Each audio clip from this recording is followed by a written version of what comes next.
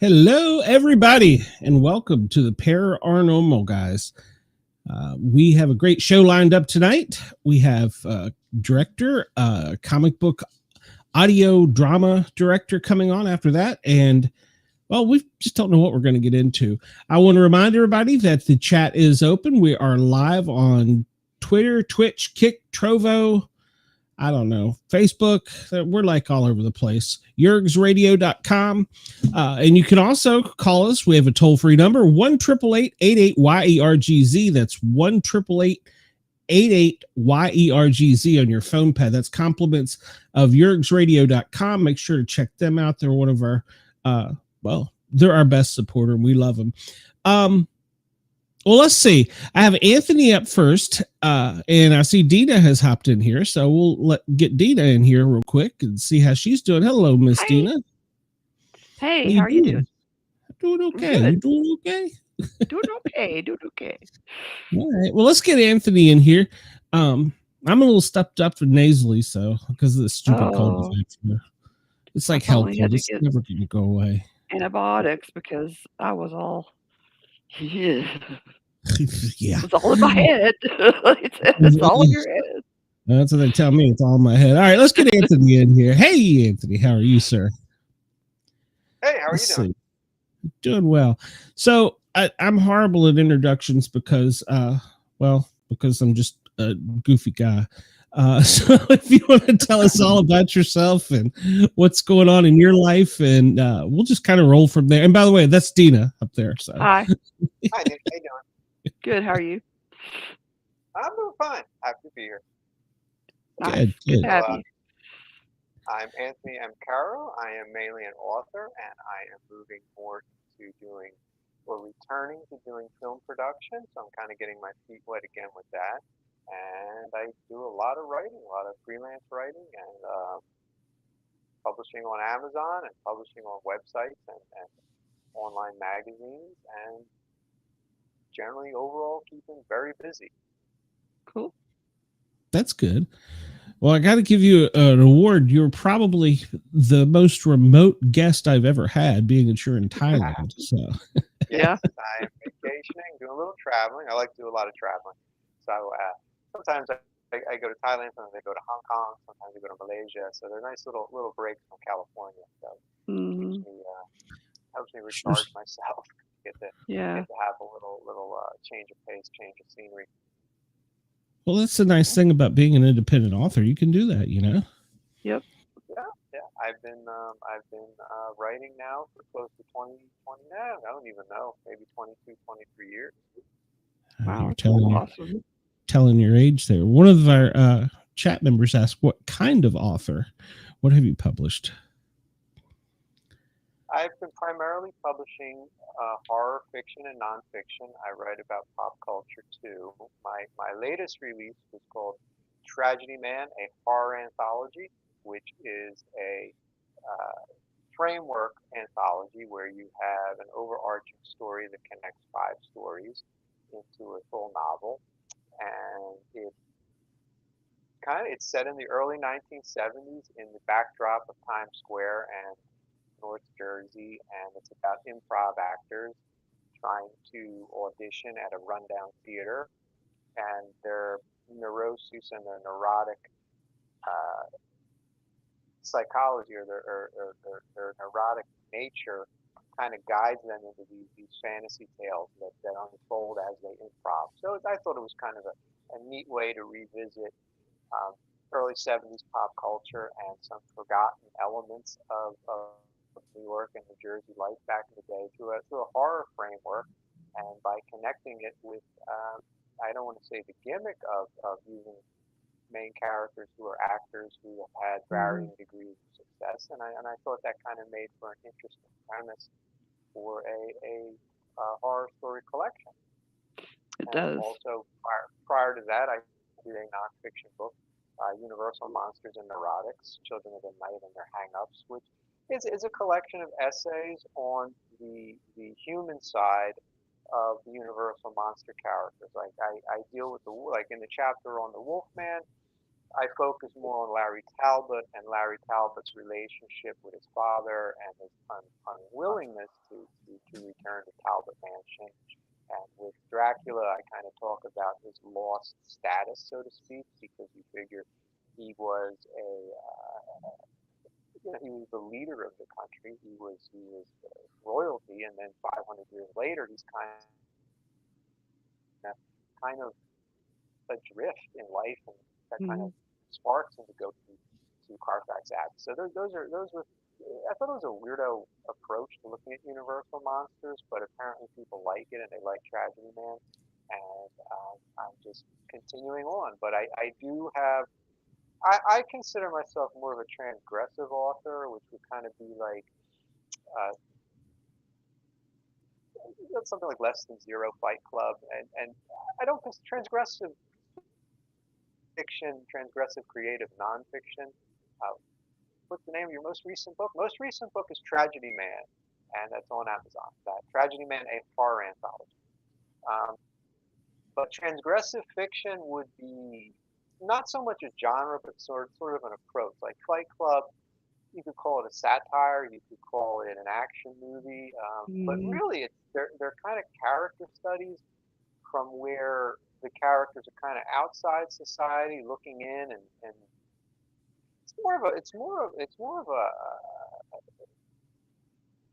it's more humanized. Yeah. It's more character driven as opposed to focusing on the genre. And you'd see that with Less Than Zero, Bright Lights, Big City, even American Psycho. Notes from the Underground, which might be the original transgressive work of the 19th century. So that's kind of the focus I like to take. But genre-wise, I can jump around. Like I do have a science fiction novelette out, and that I'm going to start expanding and maybe put that into an omnibus. Maybe down the road. But then I have another nonfiction book coming out next year. So I keep very busy with my writing.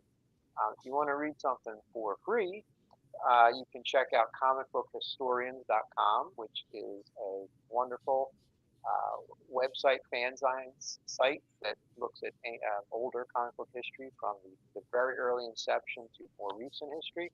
And I did a look back at Daredevil and Black Widow when they were a team up back in the early 70s. Oh, so cool. That's my most recent thing. That was published 2 days ago. Oh, nice.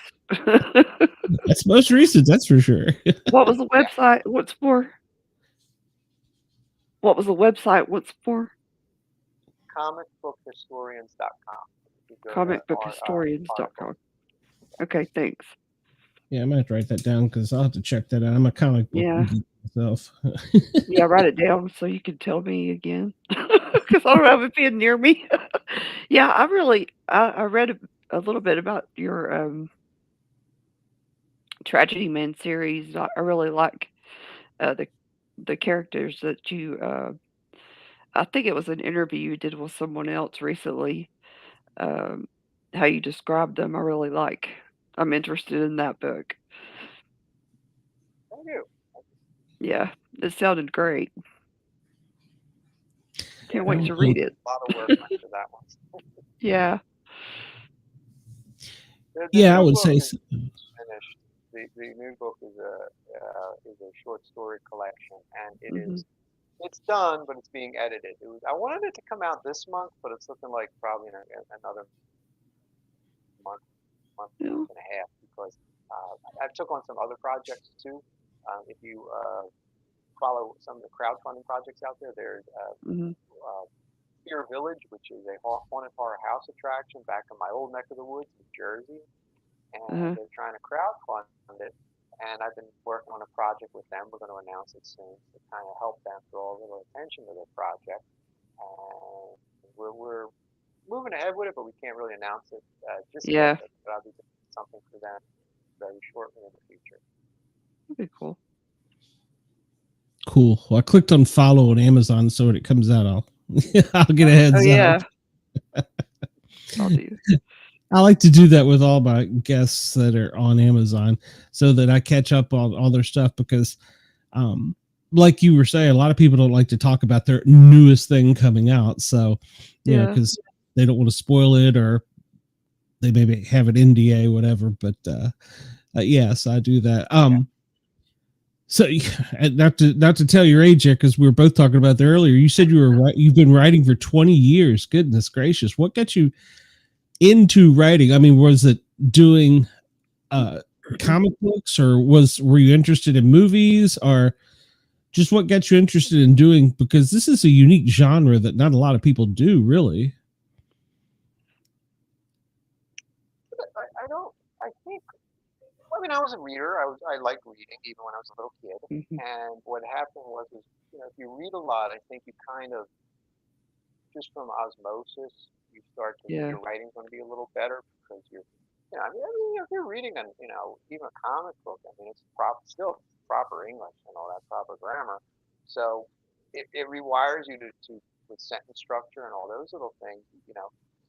And I guess I just was, I guess it was no different than sports. I mean, if you're good at something, you find out you're good with it, you're just gonna, you're gonna keep running with it. Well, I mean, of course, you know, not everybody has the same dedication or commitment, Mhm. but I developed a skill with it, and then I started really committing myself to getting better with it in school, because I was never a good test taker, but I would always get a good grade on the essays or essay tests or whatever. So I dabbled with it and over, submitted a few freelance articles here and there, to magazines, when I was younger. And I didn't write a lot every year, but what I did write generally got published, and then I got into doing it professionally as a ghostwriter.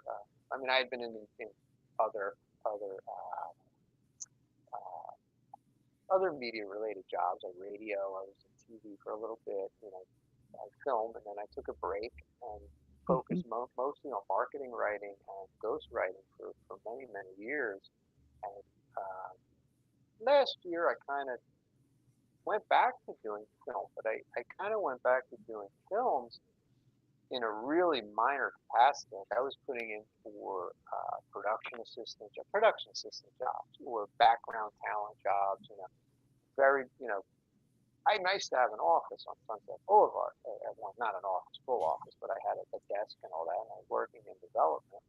And 10 years after, 12 years of writing, when I wanted to go back to the movie industry, I kind of realized it had changed because everything Mm. is digital. People shoot on cell Oh phones and yeah. this and that. So I started getting involved in smaller productions in very limited capacities, just to see what goes on a film set these days, to see the changes, and that kind of motivated me to start wanting to come back because that landscape has changed, and you have this landscape now with crowdfunding and independent films getting on streaming, getting on things like Tubi. And I said to myself, that's quite accessible, so to say. Mhm. I mean, I don't want to make it sound like it's easy, but the process now that I notice for raising funds for independent films and what you can get on a much smaller budget and getting it distributed, and then you upload it.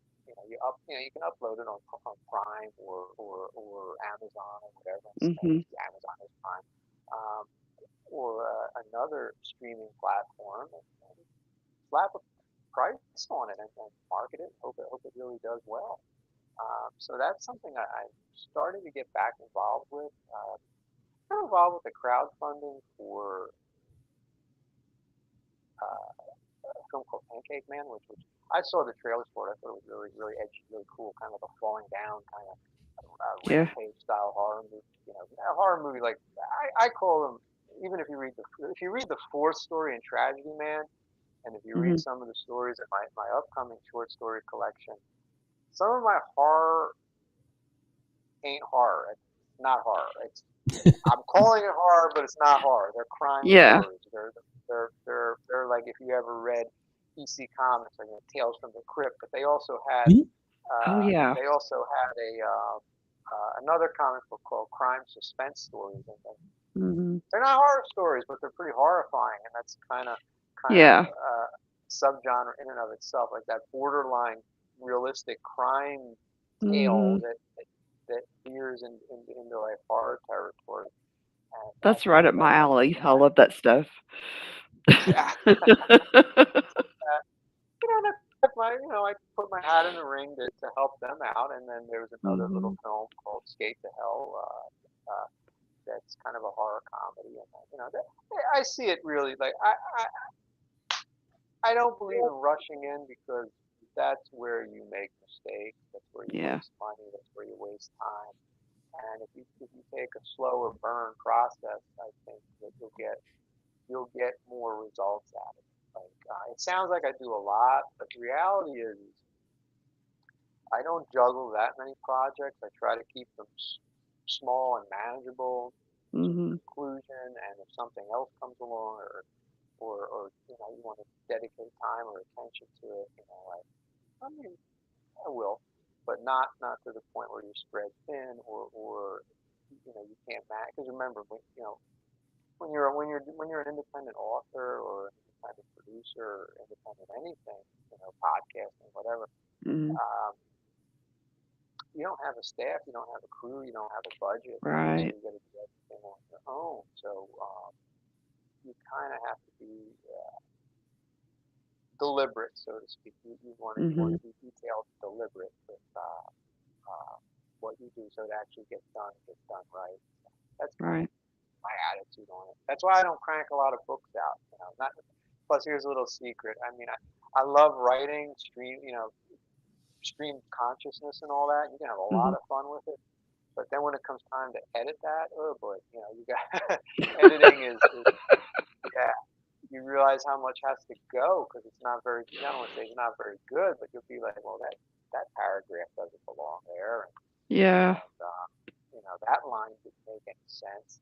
Okay, why are they doing this? What's motivating them? So then it's Oh. so that's you could stream of conscious write a novel 200 pages in a month, but that could take a year to edit that if it's Uh. if it's too stream of consciousness. So Yeah. that's my approach. What do you think about what do you think about AI in writing? What do you think about Well, implementing my that and people doing that? What do you think? What's your opinion on it? well, a couple things. One, I just witness it. Yeah. AI is out there. AI has cost me money, cost me jobs because a lot of people, instead of hiring a ghostwriter, are just creating with AI. But I don't Mhm. have any control over that, and so I can't really complain about it or anything about it. It's just is what it is. AI, I think, is fantastic in some ways, but if you're talking about writing, AI, when you say write me this essay, write me this, right, it's very clunky, Yeah, and but it's better than what it was 6 months ago. So that's true. AI, like a lot of other tech programs, has self-learning capability, Mhm. self-improvement capability. A lot of what I read from AI, like I said, it's clunky. It doesn't have human psychology. It doesn't have human Right. emotion, Yeah. and it's okay, you know. But AI, I think, is better when you use it for image generation or Mhm. to lower your budget on something. Like I'll give you an example. Yeah. Like there are audio podcasts now that were scripted, and they're not done by actors. They're not done by actual narrators. Somebody scripted. You can script the material, Mm-hmm. and you can have human voices. You put in the text, and the human voices come up. That's never, in my opinion, going to be anywhere near as great as getting a real actor and getting a real sound Right. technician and doing a real mix. Mm-hmm. But some folks don't have the budget, the time, or whatever to hire voice actors. They don't have the ability to mix sound effects and this and that. So an AI audio dramatization, or even an AI nonfiction, Mm-hmm. how-to or informative podcast done like Yeah. that, for somebody who might not have the voice to be on camera, or limited by budgets, they could rely on AI. I mean, you could do AI for images for, background, like CGI and all that. I mean, there's a lot Yeah. of cool things with AI. I mean, AI also can help you with, if you just wanted to know something, you were in a rush to say, tell me about the fall of the Roman Empire in one paragraph. Boom, Yeah. give you a highlight of it. No, So that's true. it's not bad. I mean, I think it's very, very, very cool. But it has its limitations. It's not human, and I think I put it this way: if you say, write me a script for a lousy movie that's going to have a low budget, it's going to pop up at 2 a.m. AI. Yeah, it could do that. They're paying, right? Right. I know screenwriters that got $1,500 for a 90-minute movie on late night cable. A lot of Oh, these, they're not exactly great scripts because they're not paying for great scripts. So yeah, you can right. shave 1,500 off or shave 1,000 off, and then hand it off to somebody and say, "Could you fix this over the weekend for $500?" Yeah. Slightly, But I mean, if you wanted to get Oppenheimer, I mean, you're not going. AI is not going to give you that. It's not possible. Right. Right. Yeah, I like what you said, that it's not human and it doesn't have the depth and the emotion that I don't think it'll ever Sometimes match. it's clunky a lot of times. Yeah, It's clunky very language clunky. because it's just Yeah. it's just scanning it's just scanning the data banks to come up with, or Mhm. scanning the internet or whatever to come up with its material. So Yeah. it comes off. It's readable, a lot of the stuff I've seen, but I would Yeah. call a lot of it wordy and clunky stuff. But like Yeah. I said, Very. it could be a lot better in 6 months. Yeah, I'm sure it could. It'll probably learn to be that eventually, but I think that's the scariest part. yeah, that is the scariest part. Yeah, We'll it's see. learning. You have to be very specific with it. Like I was trying to generate a Yeah. picture from a radio show. I wanted to recreate the Abbey Road from the Beatles album with superheroes, like Batman, Superman. Holy cow, you have to be so specific. It had them going like Yeah. 2 ways. They had like 4 hands. And I'm like, I can't do this. Yeah, you do have to be very specific. Yeah, sometimes they can get sometimes I'll clown around. I'll ask them to produce a video of Frankenstein doing judo, and it'll be a goof. It's not Frankenstein, just some guy. Yeah. Just with a goofy expression on his face, but everything else is perfect. It's like Yeah. just judo. So weird, isn't it? So, yeah, it just came out of the blue. I never expected to see that. Yeah. But it's here. It's kind of fun. It's going to be, like I said, it saves a lot of people a lot of money, so you can see a lot more of it. Yeah. It's true. I think it'll be one of those things that a lot of people play with in the middle of the night, just to have fun.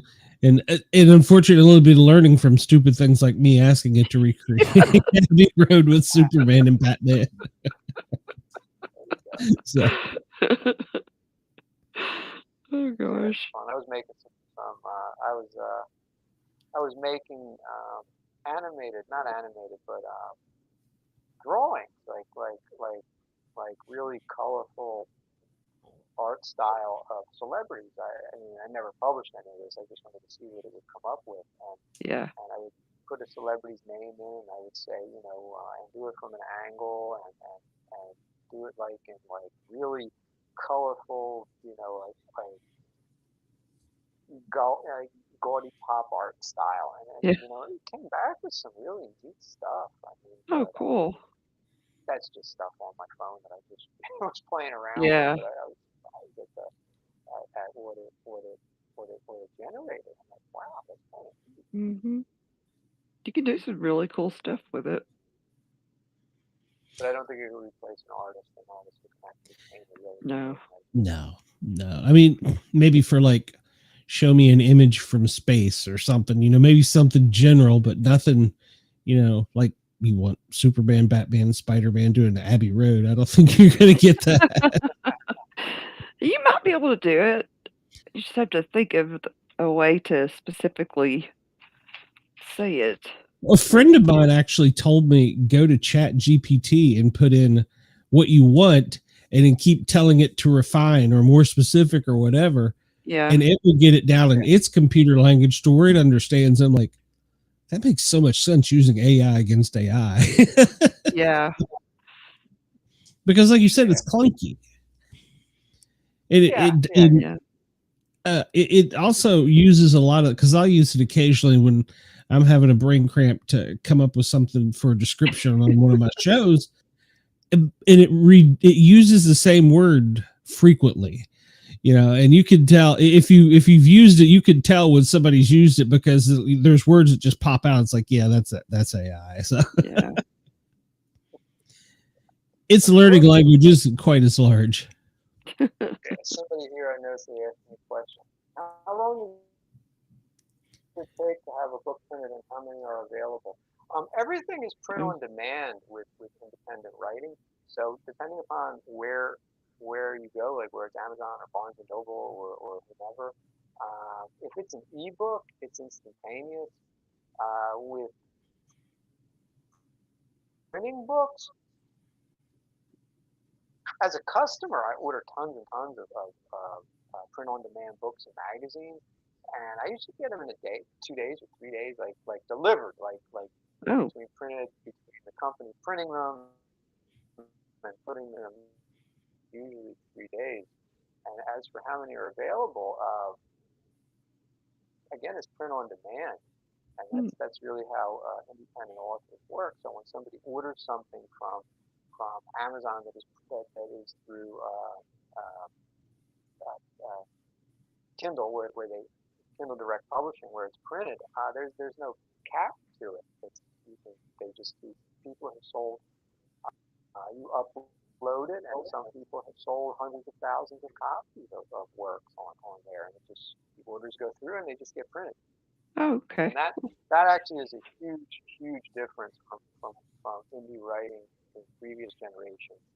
Yeah. Where it was extremely expensive. You had to go to vanity press companies, and you Yeah. had to have the books printed, and then you had to mail them out yourself. You had to hold on to them yourself, and you probably had to do a print run of 1,000 books at least. Mhm. And then you had to buy magazine ads and full page ads and all that. Was very expensive. And today, with the digital approach to publishing, it's a lot. It removes a lot of those steps, makes it easier, and that's why a lot of people prefer it. In fact, a lot of Mhm. people don't even attempt to approach traditional publishing houses because they do so well uh, publishing on Amazon, Amazon, Barnes and Noble, or whatever. Myself personally, my sales figures are not huge. I wouldn't even claim that they're huge. But the process for somebody who is just putting a few books out and somebody who's putting thousands of books out they're not putting the books out. People are ordering them. They're just uploading them onto the platform, and then people Yeah. order them. Depending upon your circumstance, your ad budget, and other factors, the sales will reflect each individual author. Hmm. But Do you that's, do your own? Do you do your own cover art? No, I go through third parties to Okay. acquire those. So yeah. So you got to have a really good cover. That's one thing. Yeah. I wouldn't fool around with trying to do amateur hour stuff on my own. Yeah, it was one of the questions I was going to ask, if you did any art for any of your work. No, I wish I had that talent, but maybe one day I'll take it up as a hobby. I can draw stick figures. That's one of my book titles, actually. It is, yeah. It is. Yeah. I was looking them all up. Yeah. And which is your favorite character out of your books? I've noticed you kind of move around in a couple of them. So my favorite character, I would have to say the Elmore character in the fifth story of Tragedy Man, because I thought he was an interesting character that it's kind of Elmore was a game show host who wanted to be an actor, and he left acting young for financial purposes and became very successful as a game show host. And in his later years, where he's now in his 60s, he doesn't need the money from the game shows anymore. He feels vapid with them, so he leaves and he's trying to take a shot on the stage in New York. But it's not like game show fame is fame in the morning. In the 70s. We're talking 1973, where the story's set.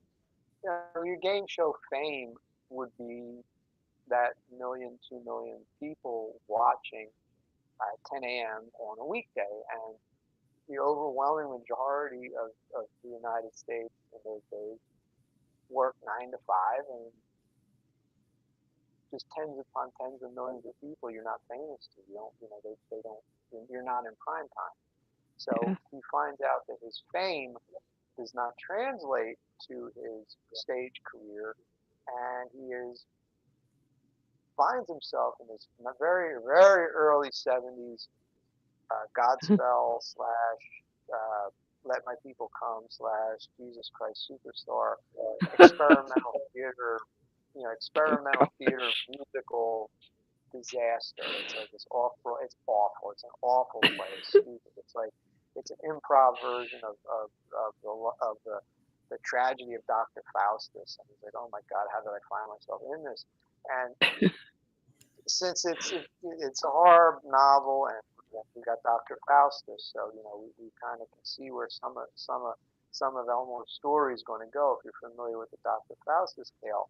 But beyond that, Faustus was about a man who sold his soul to the devil for what he thought would be so many years of a life he would enjoy, and then when he gets to the end of it, he realizes he threw his life away on nonsense, and now he has to pay with his eternal soul. And I thought that the idea of a game show host who didn't really want to be a game show host, but sold his creative soul for financial security. Eventually, you wake up one day and you realize 40 years have gone by, and can you do something meaningful at your last stand? And sometimes it doesn't. That's ambiguous.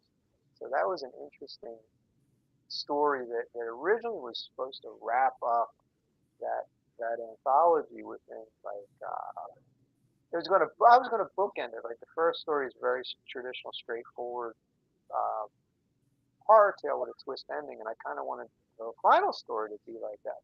but it just grew and grew and grew into a 100-page novella. And I Wow. thought that the end result was, I said, you know what, this really is the best way to go out with this anthology, because you know Yeah.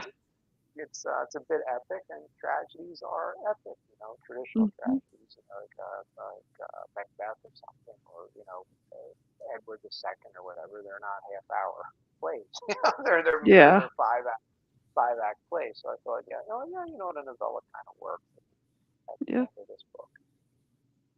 Very But cool. that character would be my favorite. That's Sounds nice. good. Yeah, I was wondering which one had you the most vested. So, and one of our comments or questions back earlier is if you wrote anything. I think when you were talking about werewolf, if you'd written anything about Bigfoot. Yep, I couldn't hear you. Oh, I said back in some of the comments a little while ago, one of our questions was, have you ever written anything? I think it's when you were talking about the werewolf, Bigfoot. I did. I wrote for Rumors magazine many years ago about some of the hoaxes involved with you know, some of the more famous hoaxers and some of the more media-driven popularity of Bigfoot in the 70s. Originally, I had written a retrospective on the documentary Mysterious Monsters. And I'm going by memory. This is like 20, 25 years ago. And Mysterious Monsters, I remember as a little kid, the trailers. And I remember seeing on UHF TV. And what was cool about it was they actually spent a few bucks on this doc. It was a Sun Classics production, you know, like Sun Classics did the Noah's Ark documentary, it was like $50 million, 1976.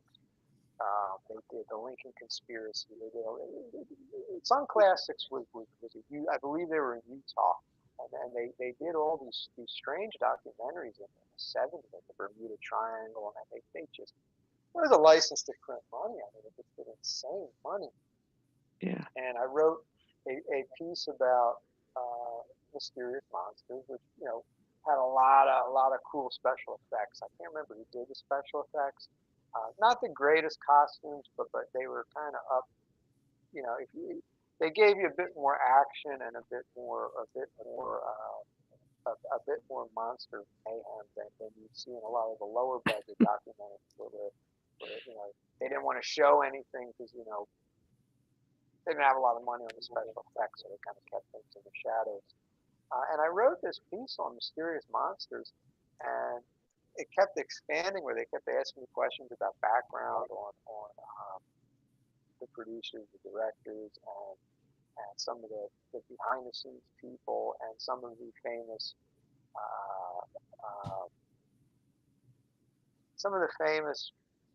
incidents in the very early days that launched the uh, the Bigfoot boom of the 70s, like the release of Legend of Boggy Creek was a huge part of that. That was a massive box office hit in '72. And as we kept revising it, by the time it got done, it was mostly a piece about uh, Bigfoot as American folklore and the 1970s, and how he tied into the 1970s. And a lot of the material about Mysterious Monsters, the actual movie, got removed from the article. It kind of got, with revision after revision. Uh, I never really talked about the movie in that article, and one day I had to go dig into a box, because I'm sure I got the you know, at least an article or a rather lengthy essay on the material that wasn't used, that would probably make a nice little piece on Sun Classics and their Yeah. documentary. So, but I, you know, like I said, it's 25 years ago. I'd have to go dig that out of the closet. But yeah, but that was more of a skeptical piece, because there were a lot of there was, if I remember correctly in the history, um, there's like, it's like the Patterson Gimlin film. Like, there's no one's ever said where it was the film was developed. You know, which is kind of, you know, why don't we know that? You know what I'm saying? So there's a lot of oddball questions you can have about how some of these inciting incidents and things that help spread the Bigfoot boom of the 70s. Like you kind of wonder, was it really, was a critical approach to analyzing this stuff? Was it, not really. People just wanted to get that stuff on TV because it drew ratings or it sold books or this or that. And Mysterious Monsters is a perfect example of that, because the people making that documentary, and I spoke to them, it was kind of tongue in cheek originally, and it just became more serious as they were developing it. So, but that was a neat little project. You do these little projects here and there, and you kind of move on, and then you look back like, oh my God, I remember I did that back in the day. Wow, maybe I should revisit that. Yeah, that'd be kind of neat if you did. See what how they what other evidence has been found, and how people's perceptions have changed since then. Yeah, it's like the late Mark Javinsky said, America never had a monster, and when like most monsters and most creatures of folklore are not like they're like Loch Ness Monster in Scotland or Abominable Snowman in the Himalayas, but Bigfoot was an American Yeah, creature, and right. that really, for whatever reason, that really resonated in the 70s with that big pop culture boom. Like I was reading Pop Matters, not Pop Matters, Retro Fan magazine, where they did a retrospective on Bigfoot on TV, like the $6 Million Man and Yeah. Wild Boy. Yes. And as a little kid, yeah, you kind of do remember. I remember it was different. It was such an interesting piece of 1970s pop culture that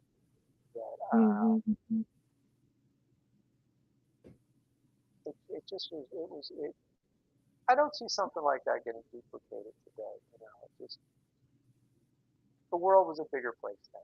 If you would talk about the wilderness, like the California Pacific Northwest, well, I mean, you might as well be talking about outer space back in 72, 73, because it wasn't. You didn't have the internet, you didn't have communications, you didn't have drones, you didn't have that. So it affected how people. It affected your sense of wonder, I think, and I think that is part of the paranormal and the cryptozoological movement of the 70s. It just was, the world was less exposed. You didn't see as much of it, and you couldn't communicate as easily, and that also fueled a lot of the popularity of say things like the Bermuda Triangle, the Amityville Horror. It was easier in those days, I think, for if you package the right the right book, like say the Amityville Horror, and the right movie, Amityville Horror, something like that. It would just spread like wildfire in the entertainment world and in the pop culture world, because again, there was more of a sense of wonder in those days, and that was a result of lesser media, less availability of media. So that did have an effect. That's true. That's just my opinion. Yeah. You brought up the $6 Million Man episode with Bigfoot, and I remember that as a kid. That was like, that's so cool. I know. I forgot about that one. Was a fun episode. Yeah. It was. So it was really good. Yeah. Space Pro was that crazy golf cart that was like, indestructible, going to destroy a town.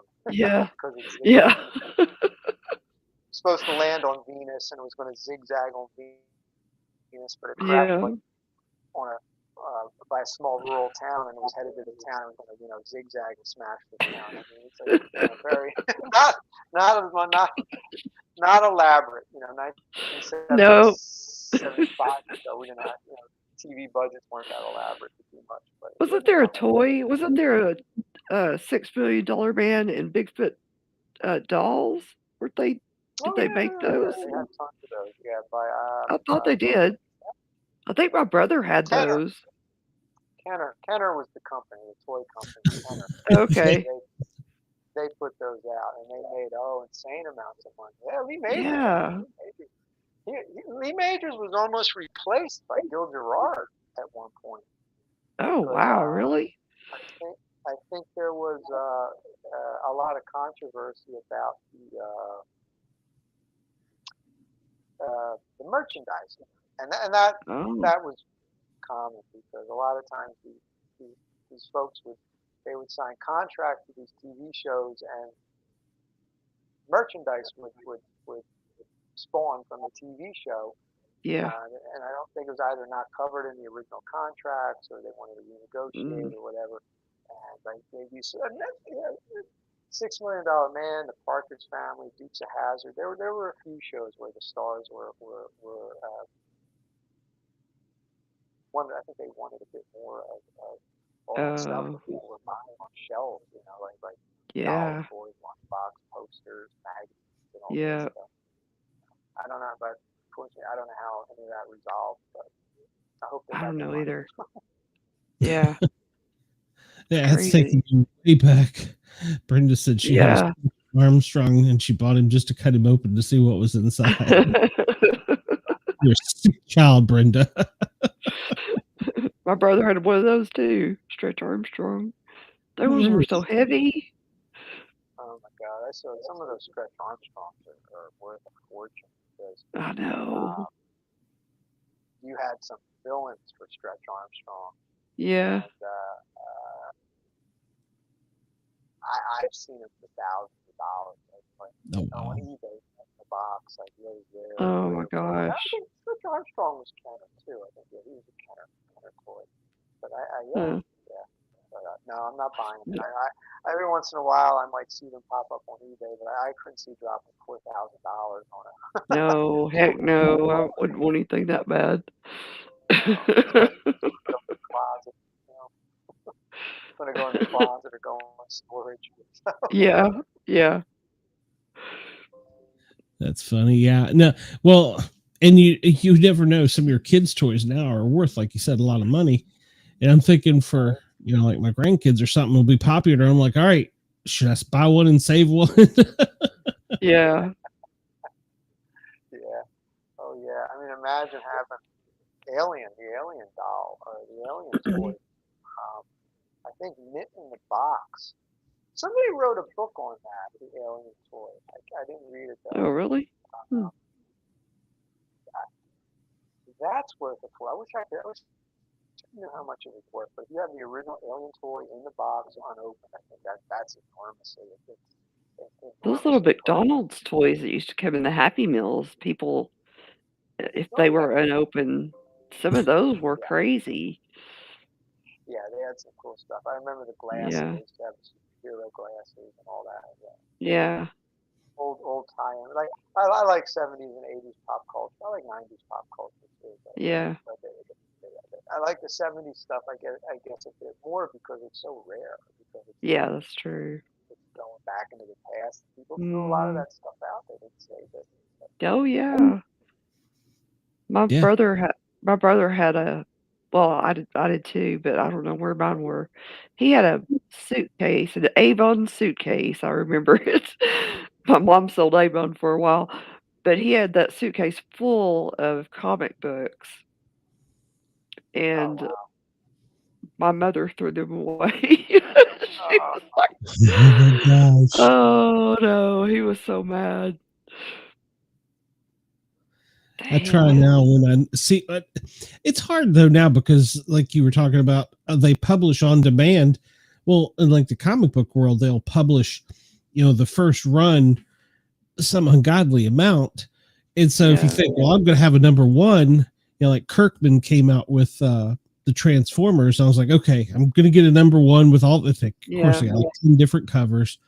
I'm going to get it. I'm going to put that aside. And maybe my grandkids, it'll be worth something one day. But I think it's more of a gamble now because of the fact that you can't really tell if it was a first run or a second run. I mean, most comic book companies will put up there, like second run or something like that. But yeah, I think in the future that we're not going to have that. I don't know. Well, the comic books, I'm a little out of it with the business model, the way it's done today, because now they have digital, they have all that. Yeah. What happened was in the very early days, it was a lot simpler. They would print something, they print say 300,000 copies or 500,000 copies, and they didn't expect to sell all of them. They would get this. I'm talking. This is a long time ago. It's like 60s and 70s, and they'd send them out, and they'd see what the sell-through rate was. So if you had a 50% sell-through, and you had 400,000 copies, means you sold 2. So the rest were returns, or because they would get returned by the stores. In the 80s, the direct market started emerging. And the direct market was basically, rather than selling to say 7-Eleven, who would put on a spinner rack and then sell what they sell, return what they didn't. Direct sales was basically a sale directly to the comic book store, and the comic book store kind of would have its own deal with its customers. Like Joe would come in and he would want this one Batman, one Spider-Man, one Captain America, and the dude would say, okay, well, I'll order that for Joe. So they would purchase amounts of books per month that were going to sell. They already had their customer in mind. So what happened with that was it changed, I think, the valuation of books. Because in the very, if you're talking about books from the 50s, 60s, 70s, if it didn't sell, it got trashed. Or sometimes they instead of returning the book, they would rip the cover off, and they'd throw the book out, and then they would mail back the cover, and they would get credit for I'm talking about the stores and the distributors. Yeah. They get credit for the cover. I mean, they get credit for the book based on returning the cover of a destroyed book. So because of that, issue ones and rare issues were worth more because you didn't have that many of them. And then when you add 50 more years since the original publishing, books get damaged, books get lost, books become part of private collections, and the person passes away and the estate either throws it out or it goes in a box in a basement and stays in the basement. So there's so much of it's out of circulation. It drives the price way up. But when you have today digital versions, people selling them on eBay, reprint collections, and all that, but it takes the collectability away from it. Like I remember walking to a comic book shop when I was a little kid and seeing The Death of the Green Goblin was $20. I mean, which in today's dollars would probably be about an $80 book. But I don't know what that book's worth today, the actual value of it, but it ain't $100. Trust me. I saw X-Men #1 in mint condition for about $90 in the early. Wow. Because there's no interest in the 60s version of the X-Men. $90 was like, it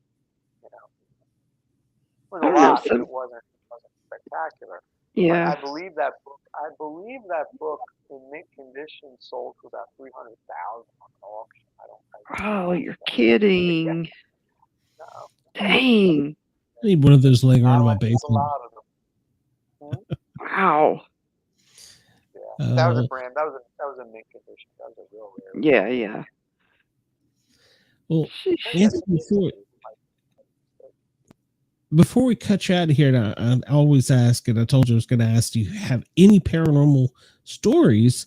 Which you said that you didn't really have any stories, but that you wrote some paranormal stuff, which we've kind of covered today. Any specific things stick out to you since you've been thinking about the question, or? I'm sorry, but you broke up. I couldn't hear the question. Oh, we were talking about, I always ask at the end of the segment with our guest if they've had any paranormal experience. And I know you said that you hadn't had any paranormal experience, but you have written quite a bit of paranormal stuff. Not a lot. This was years ago. I had pitched some work to Rue Morgue magazine, and I focused on folklore, American folklore. Very specifically, I like to look at paranormal and things of that nature from a pop culture perspective, from a historical perspective.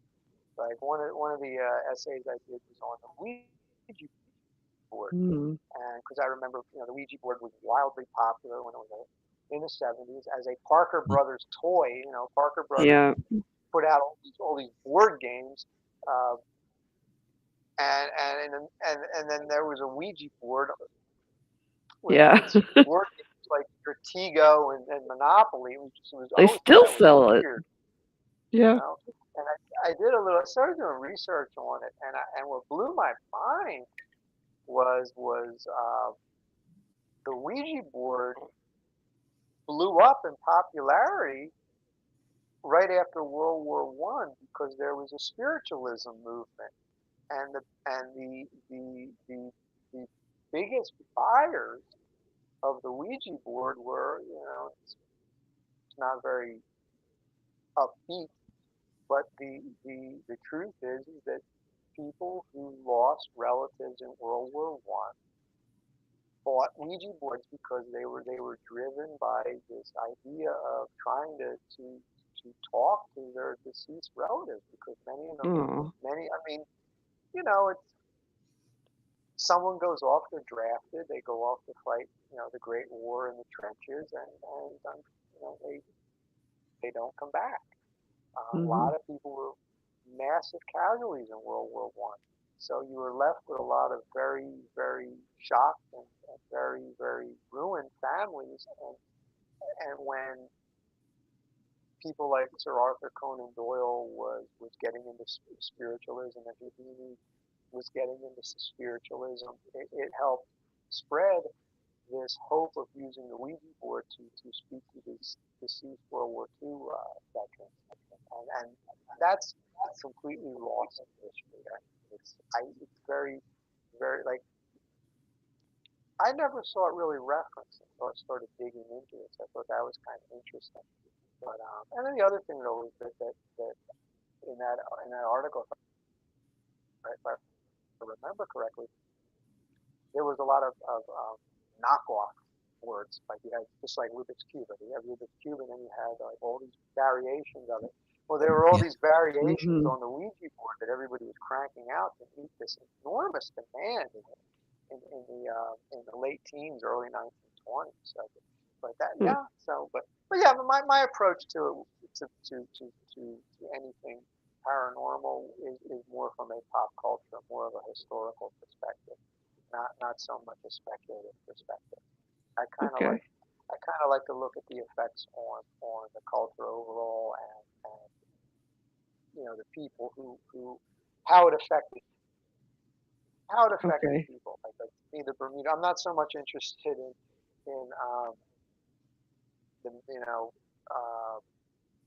the mystery of the Bermuda Triangle as much as I'm interested in when the Bermuda Triangle documentary came out. There's a low budget documentary and just does enormous money, or this book comes out and does millions, like Chariots of the Gods, selling how many millions and millions and millions of copies.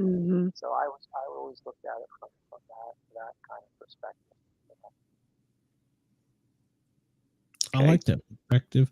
And all the people that we've talked about Ouija boards, you're the very first to tell me that type of history about it. I've never heard that. That's That's I was shocked when I read it, and it was just something that really surprised me when I uncovered it. Yeah. it's cool. I don't know if it was AI or not, but I saw that there was a Barbie, for like the movie, a Ouija board, and I'm like, I hope that there is not really a Barbie version. It wouldn't surprise me. No.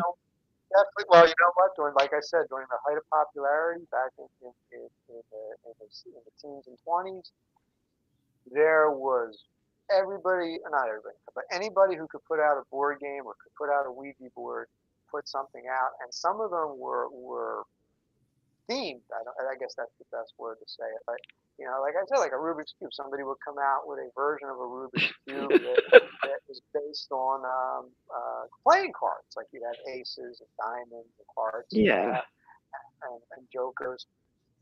And when they came out with something similar, they would take the same concept and they just would change the artwork on it, or they would change the theme on it. So and I can imagine what those boards might be worth today if any of them even exist after 100 years.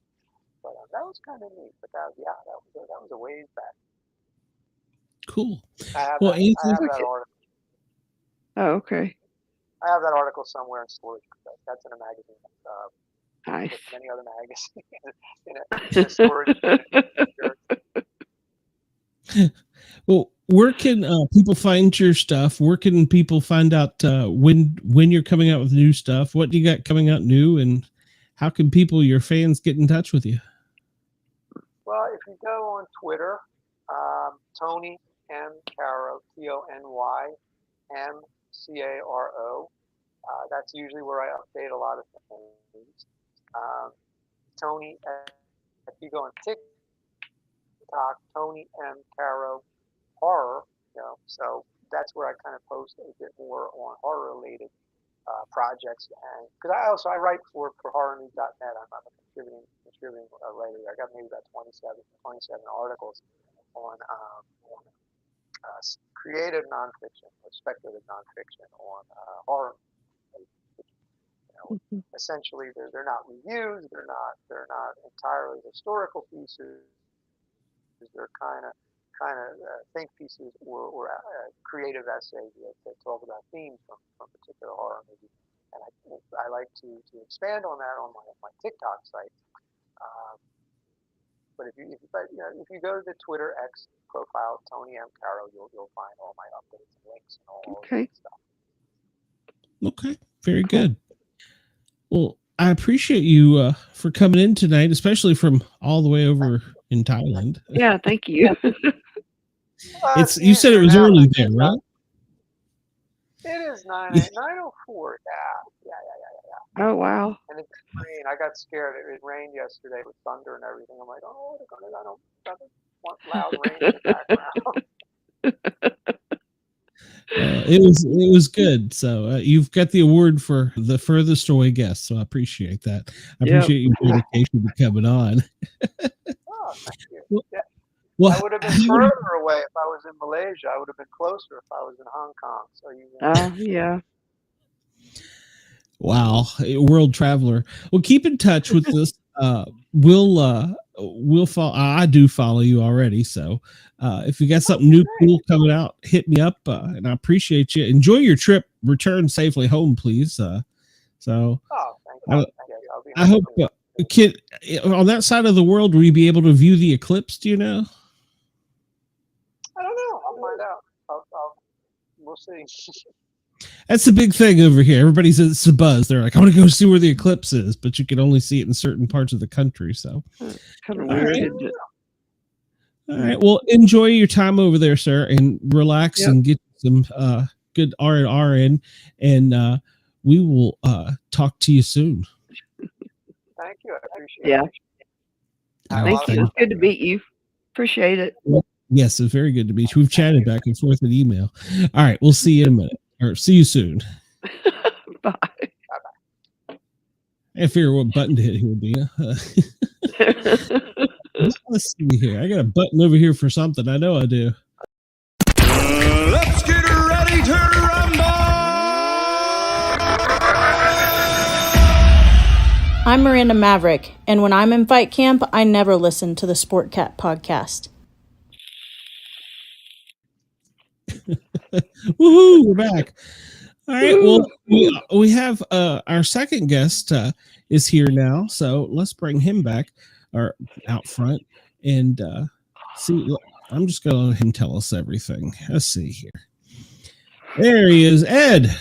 You're not in Thailand. I'm not what, sorry? I said you're not in Thailand, are you? I am not in Thailand, in fact. No. I'm in the UK, and it is 2 a.m. Oh my goodness. So here I am. I said I'd be here, and here I am. The witching hour. Crazy things happen at 3 a.m. So when the clock strikes, we'll see what happens. Yeah, when I vanish, you know something weird happened. Right? You might. Let's hope not. So Ed, tell us. I know we wanted to talk about you have a Kickstarter project out, but you also wanted to talk about your audio drama. So tell us a little bit about yourself. What all you got going on? It sounds to me like you got a lot of things going on. Really, I think that's probably a fair assessment, to be honest. Yeah. I'm decently prolific. Let me take a step back. Hello, everybody. Hello, Deanna. I'm sorry, I've forgotten your name. No, it's Dina. Irish. I'm English. Okay. I just said that. I sound like James Bond, not like I'm Irish. Get the accent correct in the area, right? But hello. My name's Ed. I write things. I write a variety of things. I actually started with tabletop role-playing games. Mm-hmm. I've always kind of thought of myself as a game creator, or I had up until the point where I started doing other stuff. A good friend of mine, after I created my first tabletop role-playing game, said, "Oh, Ed, we should do a comic." And so began 10 years of writing comics. Still going now. Another friend a couple of years later said, "Ed, I'm super into audio. Can we do some audio dramas? I'd love to do an audio drama or two." So we started doing audio dramas. But just to give you a quick idea, everything on this bookshelf behind me, I wrote and published. Wow. So I've written and published just over 150 books now, plus audio dramas, card games, miniatures, and I actually wrote and directed a movie last year. Busy man. So I like writing things. I like writing stories of various kinds. I always think of creativity as something that offers an opportunity to get those things out of your head. Mm-hmm. Yeah, I've always had a lot of things whirling around inside my head, and I like to get some of them gone, and writing them down for me gets them out. Gotcha. So yeah, I mean, I've been writing for about 10 years. I think of myself more as a universe creator than a writer. Let me explain that, because it does make some sense when I explain it. Yeah, I've got a cold. Imagine a universe as like a mansion, 4-story mansion, enormous, right? Well, a role-playing game is brilliant. You know, it's the key to the front door. It lets you unlock the front door and walk inside, and you can go anywhere you want in that mansion. Mm-hmm. However, what most people are going to do with a mansion that size is check out the ground floor a bit and go up to the first floor a bit, look around there, and maybe even up to the next floor a bit. But quite quickly, you're going to find a bunch of rooms that you're pretty happy with, and you're going to stick around there. And that's, in my experience, how most role-playing games end up actually being. You'll go to your safe places, and you'll tell great stories, but you're unlikely to push really far into all of the options that the game can give you. Mm-hmm. So that's where a comic comes in. A comic is like looking in through a third floor window in the far east wing, and you can see a moment of time in that universe that is perhaps somewhere where you might have explored, or more likely somewhere where you haven't explored, because again, enormous. And that lets me, I guess, highlight. By the way, this is actually quite interesting. That into, oh hey, that game you're playing, you might wanna actually go check this out, if that's interesting to you. Or it might just be, you know what, you're just a comic reader, you're not really a role player, which is totally fair enough. And you're just interested in a really good story, and you get to see a really good story. I guess by expanding that analogy, an audio drama is pressing your head up against the wall and listening to the people arguing inside. But I see these different types of media as a way of telling a different type of story. Mm-hmm. And I really enjoy pushing out beyond what I find comfortable to doing something that's maybe just a little bit hard, a little bit tricky. So yeah, I create lots of stuff, in summary. That's very cool. Well, yeah, I saw that you did the games, and then you were working on the audio drama. How do I want to word this? In all of your things that you write, you sounds like you write free flowing, pretty much, is the way I'm taking it. Well, first off, is that correct? I mean, first draft, second draft, right? So, yeah, sure. I mean, I like to get what I'm thinking out on paper, but I have a very high quality standard, and I am neurodiverse. So, I have ADHD. I look at the world differently to a lot of the people who read my work. So I have developed over the years a very good idea of how to make something relatable to other people, rather than just going, right, well, here is my brain dump. So yeah, I like to start with a really intense, right? I know the feeling that I'm going for here. I often describe it as a taste of a universe. In fact, this image right here, this one on the bottom level, what was the first image that we created for a Dead Space inspired game. Or I should say module. It's a module for a game that I'd already written. And this was very much the brain dump. It was, right, I want this feel. Okay. And then we moved on to go ahead and write the story that made a lot more cognitive sense than this. Yeah. On its own. And that's about refining your thoughts into a way that people can process. Because it's all very well to write down what's in your head, but if you're not taking that step to refine it, then most people are not going to understand it, I think. Well, certainly in my case. Yeah. Well, Do you do I'm sorry. No, I was agreeing with it. That's fair. Yeah. Because, well, you remember we had the one author who she had a dream and she wrote out the entire dream, and then she went back and she rewrote it into a novel form. So it's pretty much the same thing. No, it absolutely is. I've got a role-playing game over here. Goodness, I'm bad at pointing like this. The orangey one there. I sat down and watched the Hellboy movie when it came out. And I also played 3 computer games called Darksiders. I'm a gamer. And I thought, oh, there are bits of these that I like. I'm going to take all of that I like and put it together in a universe. Go.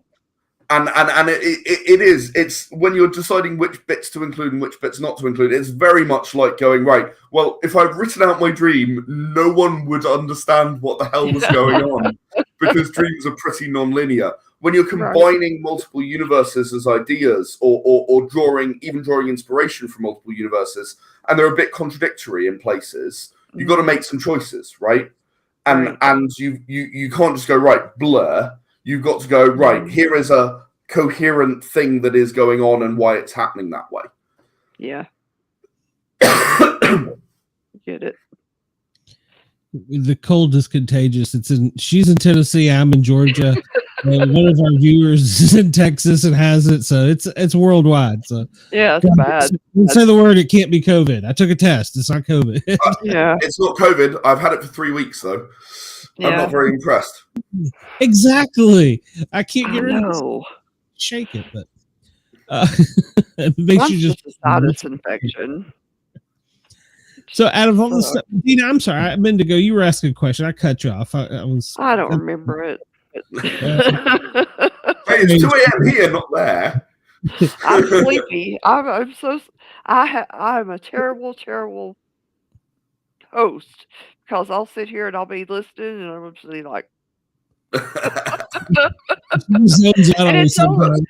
terrible. Right. I just keep talking until someone stops me most of the time, so it's fine. Don't worry about it. I mean, it's not you. It's me. It's me. Oh Lord. At least you're getting that personal on this show. Not you. It's me. So, Ed, what is some of your favorite characters and some of the stuff you've done? And I was going to try and pin you down, but man, you're so diverse with the role-playing games and then the books and everything. What's some of your characters that you like to write about the most or have games with the most? So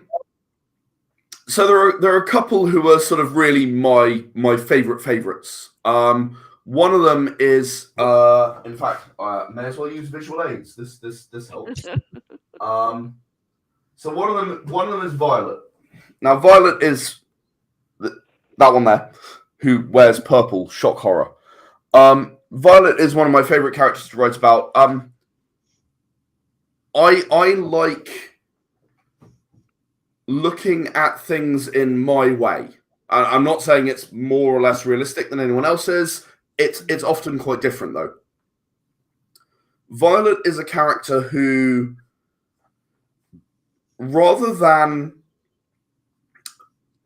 who doesn't love Spider-Man, right? I love Spider-Man. Mm-hmm. Spider-Man will fight a villain, get beaten half to death, be absolutely fine the next week, go on to fight the next villain. Yeah.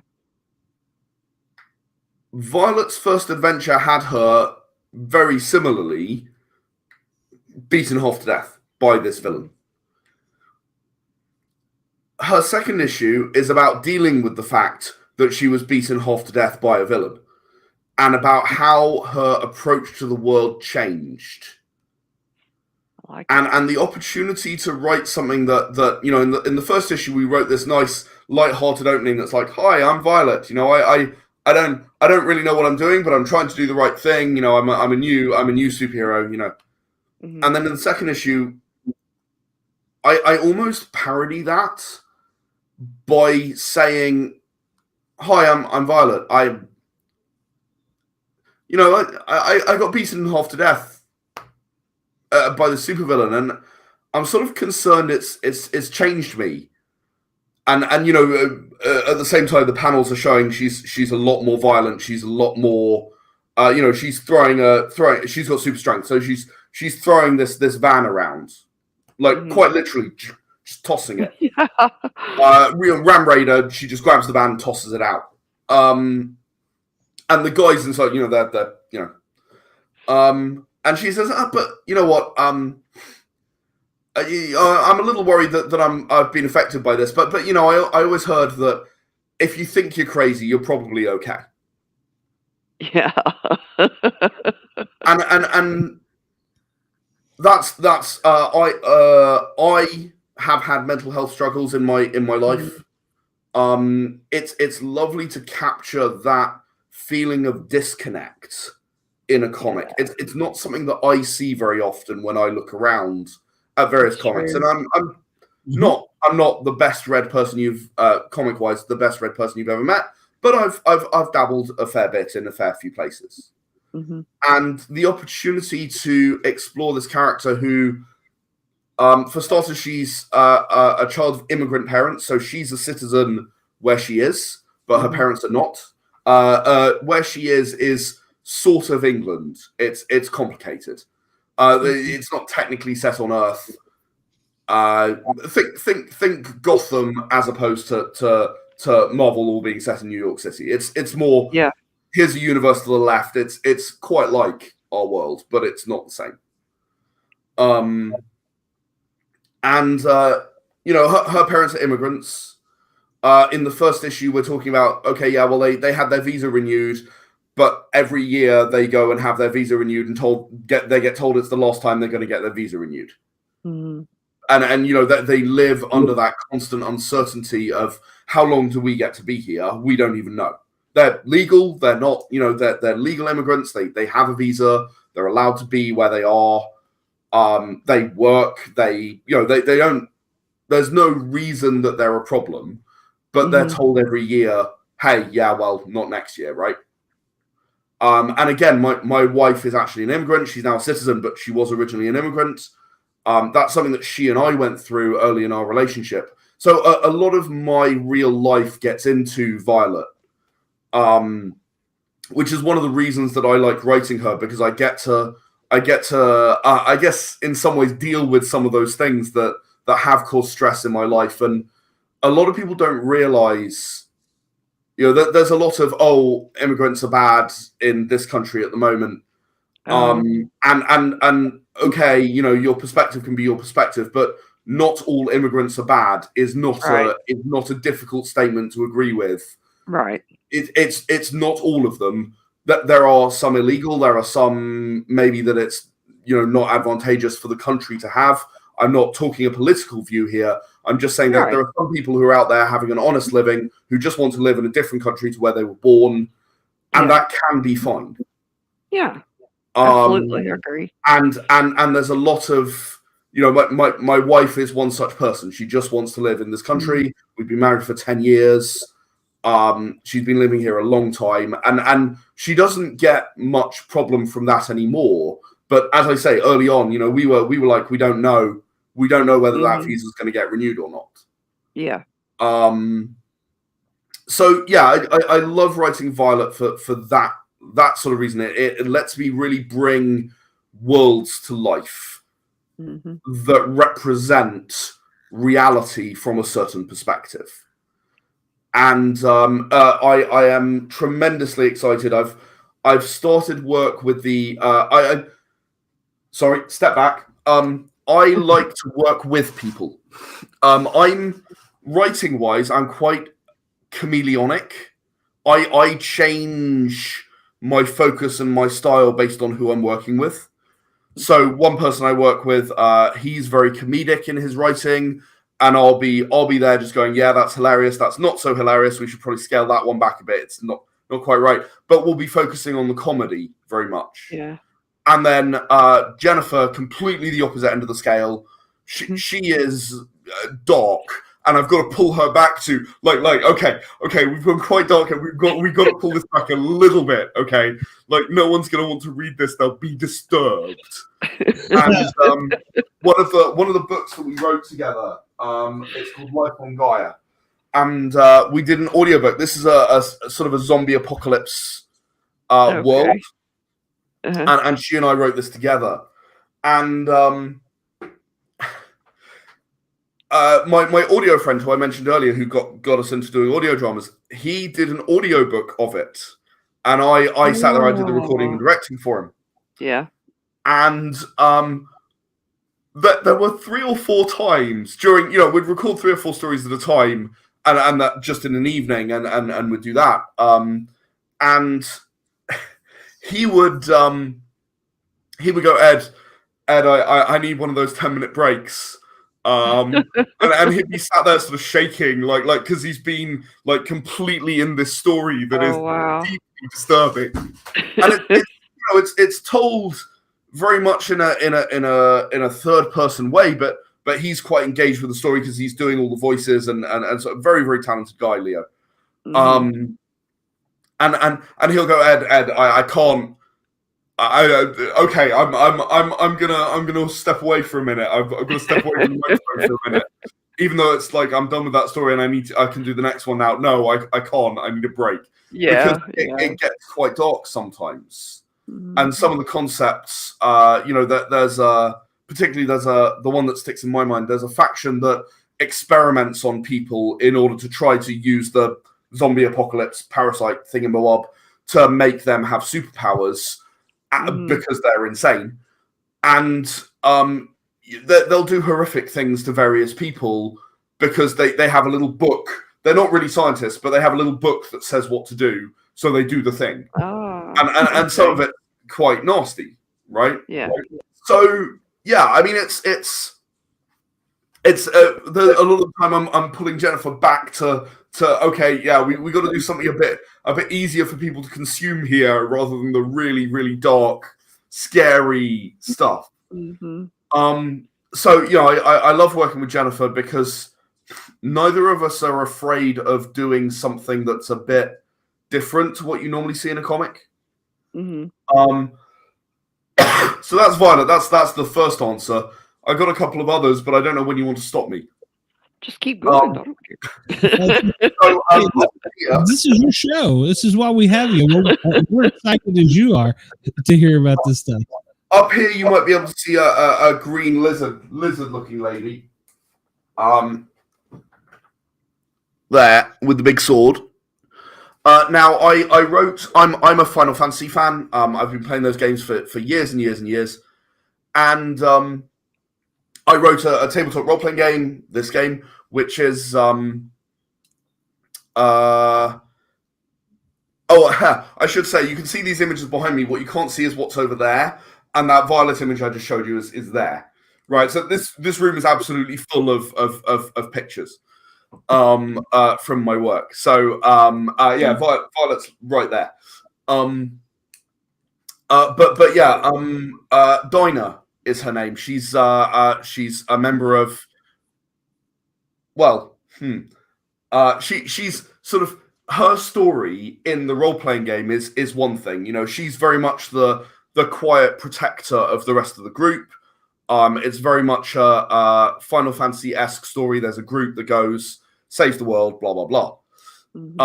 However, what I've been working on more recently is the next story about Dinah, because she is one of the very few that survive for a variety of reasons. So they don't die in the story, but there's a story reason why they don't live much longer after the story. Okay. She's one of the very few that does live. There are only two who actually survive with an indefinite lifespan at that point. Huh. And then something else happens. And this very quiet, measured protector, she's not the smartest, but she's very driven and she knows exactly what's right and what's wrong. And she's got a very strong sense of honor about her. And with that honor comes a lot of willingness to self-sacrifice. And the story that I've written, it's only a 10-page comic. I'm working on it with an artist at the moment. In fact, I went to bed early this evening, and I believe they've delivered me the final version of the flats this evening while I was in bed, so that I could get up for this, obviously. And you know, I'm really looking forward to looking at that because, yeah, okay, it's only a 10-page comic, but it brings a new story to its beginning. And I would absolutely love to continue that story and explore this world as it is devastated by yet another thing only 5 years after they just saved it. So it's all well and good to save the world, but if you haven't actually saved the world because the next thing that happens destroys it, where are you at then? Right? You've back where you started. You've lost 8 friends in doing so. Yeah. Or shortly after doing so. And lost a friend in doing so. In fact, one friend did not make it for a variety of reasons. But you don't need to have read that story to understand where we're at now. It's just you can if you want, and that's something that the person who taught me about writing comics, Jonathan Lewis. He used to work for DC for a while. You'll find his name on a Batman comic. You will not find his name on many of the comics he did work on because ghostwriting is bad. I can't say too much more about that, or I'll get him in trouble. He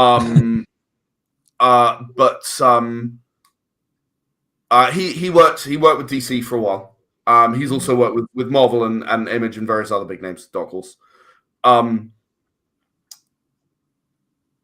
he told me, Ed, I'm going to quote Stan Lee here, every comic is someone's first comic. Every comic that we write has to be completely standalone on its own. Now, you can hook them together and they can work in sequence, but every comic has to be approachable on its own. And we write to that principle. We always have done. That makes sense. I've got a caller on the line. She's, I assume it's a she. I don't know. The caller, you're on the air. Do you have a question for Ed? I do. Well, what's your question? So each comment, there's an echo. If you Maybe still not. if you still have your Okay. YouTube on, turn that So off. That way you can hear us. So each comic that is written is a different story. Am I hearing correctly? Not quite. For example, here is Violet, the one I showed earlier. That's actually Violet number 2. Here is Violet number 1. So they do go in sequence, but it is possible to pick up just Violet number 2 and read and understand the story. That's the principle that I'm talking about here. Does that make sense? You can understand both inside one. So you can hop on the train every time. You will always get more if you get everything in a series. Violet then has a team-up comic with a couple of other characters, but equally within that comic, we explain who the characters are well enough that if you haven't read it before, and we do double-check these things, we hand them to readers who have not read them before and try and make sure that they're okay with the amount of description we've given.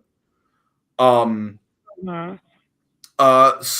you'll get more out of it if you read each one in the sequence, but you should be able, in principle, to pick up any comic that we've written, read it, and enjoy it as a story in itself.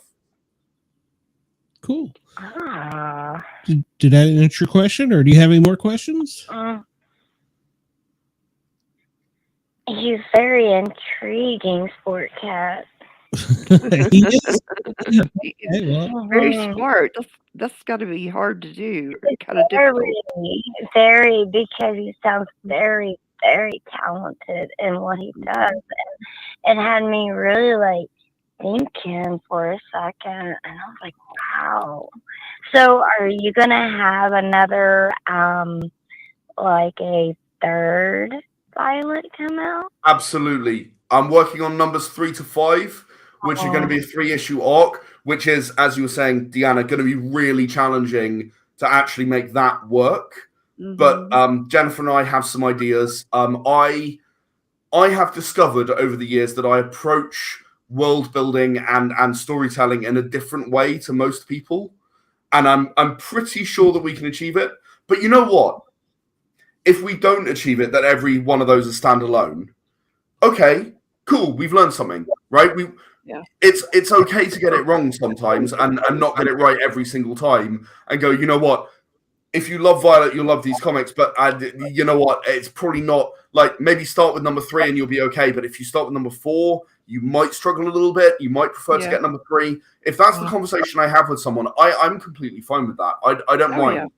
That's the one thing that I think really sets people who are creative going is, are you willing to get it wrong in order to get your story out into the world? Yeah. That is the difference between people who do it and people who don't do it, I think. It tends to be that fear of failure. And even for you guys, right? I'm sure that your first couple of podcasts were a little bit ropey, you looking back on them, you're not super happy, Yeah, of course, right? Because you're learning, right?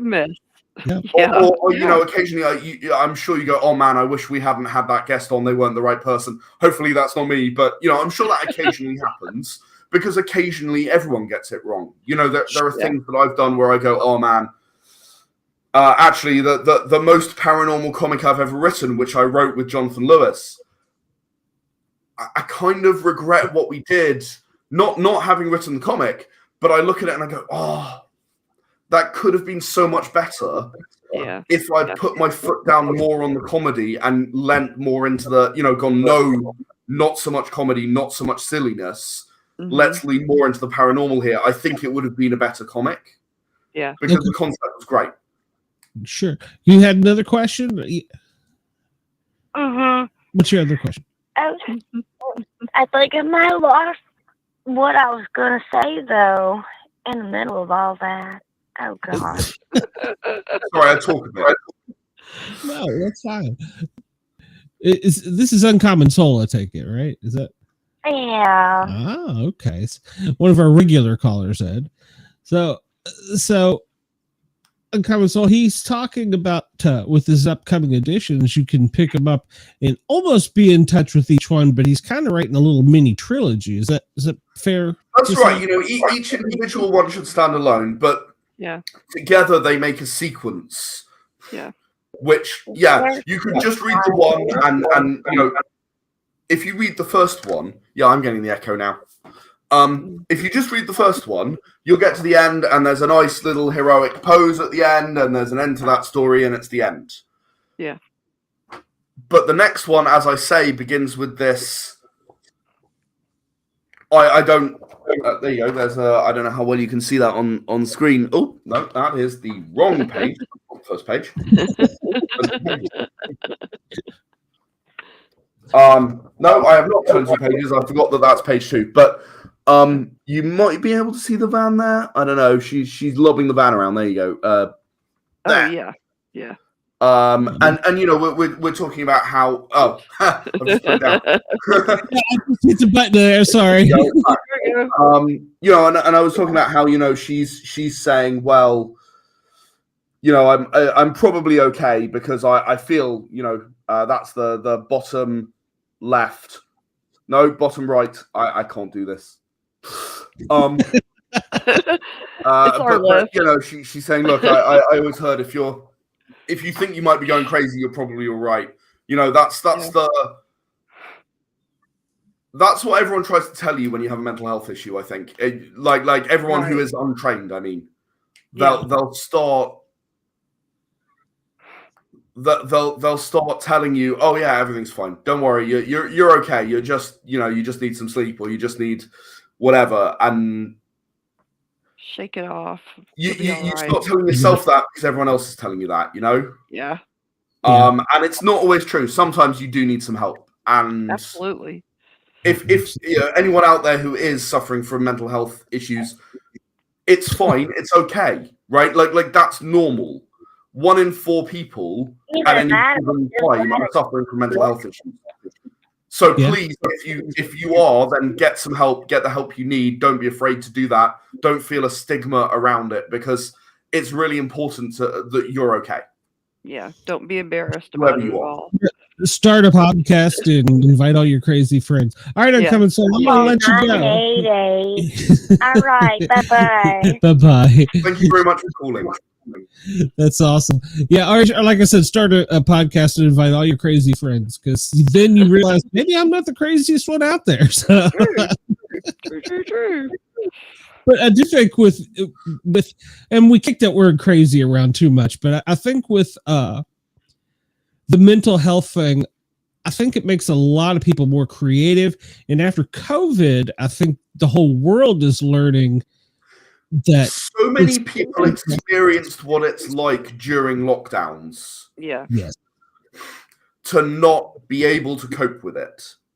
Yes. And I know exactly what you mean. And that leads really nicely onto the podcast Kickstarter that I was talking to you about. Because we wrote this during COVID. It's taken us a long time to get it sorted and fixed. But we sat down, Leanne and I, as I said, I like working with people. Mm-hmm. Leanne's phenomenal. She's a great writer.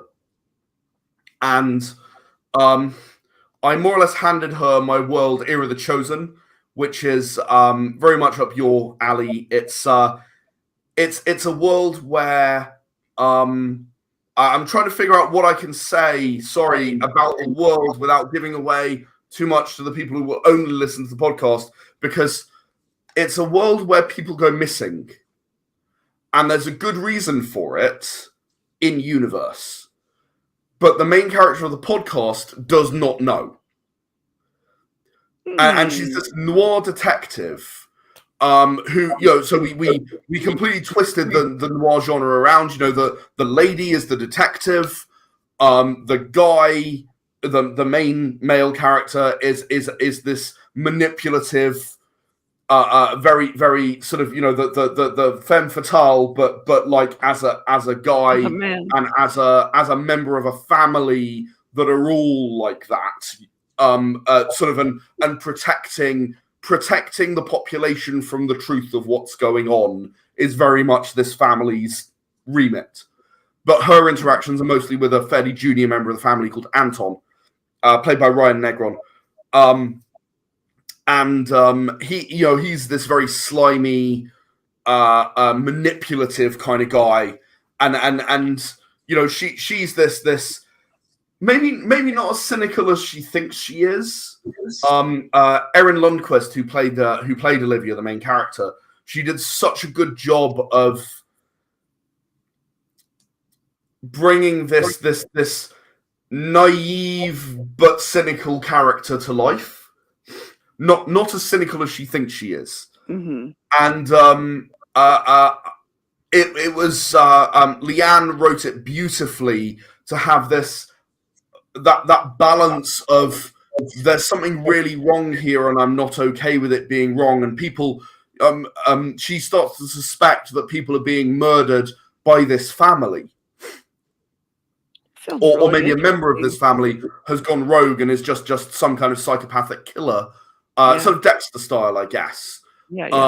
And they want to cover it up because their family would in the 1930s their character would have the shame, right? Mm-hmm. Their family would have the shame. I'm very sorry.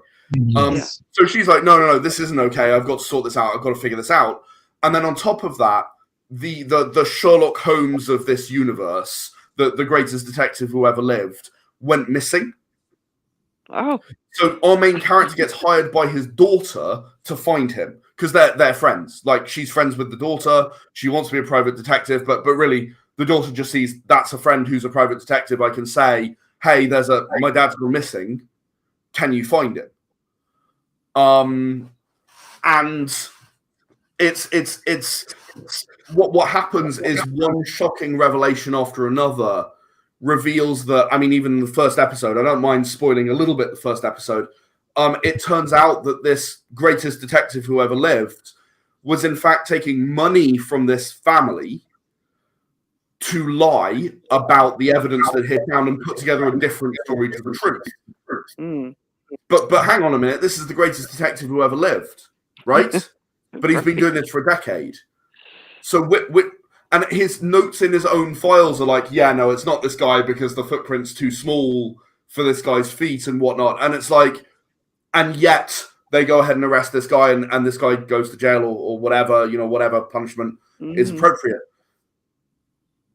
And this realization that your hero, the person who made you want to be what you are, is a complete fraud. It's not even, there's no negotiation in here. It's all a lie. It's always been a lie. Not always. Going far enough back before he got interesting to this family, no, that was okay. That was work, real work. But for the last 10 years, it's all been a lie. Maybe even 20. I forget exactly how many we define. A long time. It's just all been a lie. It's all been, oh, well, I can see this isn't true, but the Rostovs want me to frame this person and they'll pay me lots of money, so let's go ahead and do that. That sounds good. And the realization that no, he doesn't actually care about the truth. Yeah. In Olivia is quite jarring. I'm sure you can imagine. Oh, of course.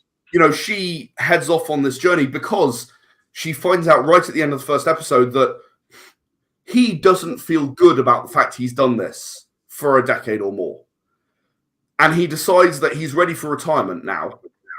but he's going to solve this case of why he was lying. He doesn't even know why. He was just doing it because he was told to. He was worried for his family, sure. He was getting money, sure. But overall, he doesn't really know why he was lying this whole time. And he's now divorced. His daughter is grown. Yes, okay, that's still leverage, but it's very different to a 5-year-old. You know, it's not the same kind of conversation. And he decides he's going to solve this case for himself, not for the public, for himself. And what that means, played by the absolutely phenomenal Masako X, Lawrence Simpson is his name. We've been friends for years. He's a UK-based voice actor. He's most famous for, I think, playing Goku in Dragon Ball Z Abridged. He and I have been friends for years. Amusingly, he filmed my first Kickstarter video for my sci-fi game. He actually came to my flat and filmed me trying to talk to a camera for about, I don't know, 18 or 19 takes before we got it vaguely right. I was not and am not very good at talking to cameras. I can talk to people, yourselves, but I'm not very good at talking to cameras. But Masako X, absolutely brilliant voice actor, and he plays Jack. And Jack, this older detective, this one who's gone missing. Mm-hmm. And what he's done is he's left tapes behind. So his recordings, I've got a dictaphone here. Oh no, that's behind things. I'm not getting that out. He's got a dictaphone and he's sort of going, oh yes, well, you know, today I found this thing out, or this was a dead end, so I'm gonna. And he's left all his tape notes in various places that Olivia then discovers over time, the main character. Okay. So the reason that it's set up like this, and the majority of the podcast is told from Olivia's perspective, from her own dictaphone. So you can see that she's sort of copying his process, the way that she understands it, and that's her way of doing things. And we were during COVID. We had no idea when 2 actors were going to be able to stand in the same room again. Mm-hmm. Yeah.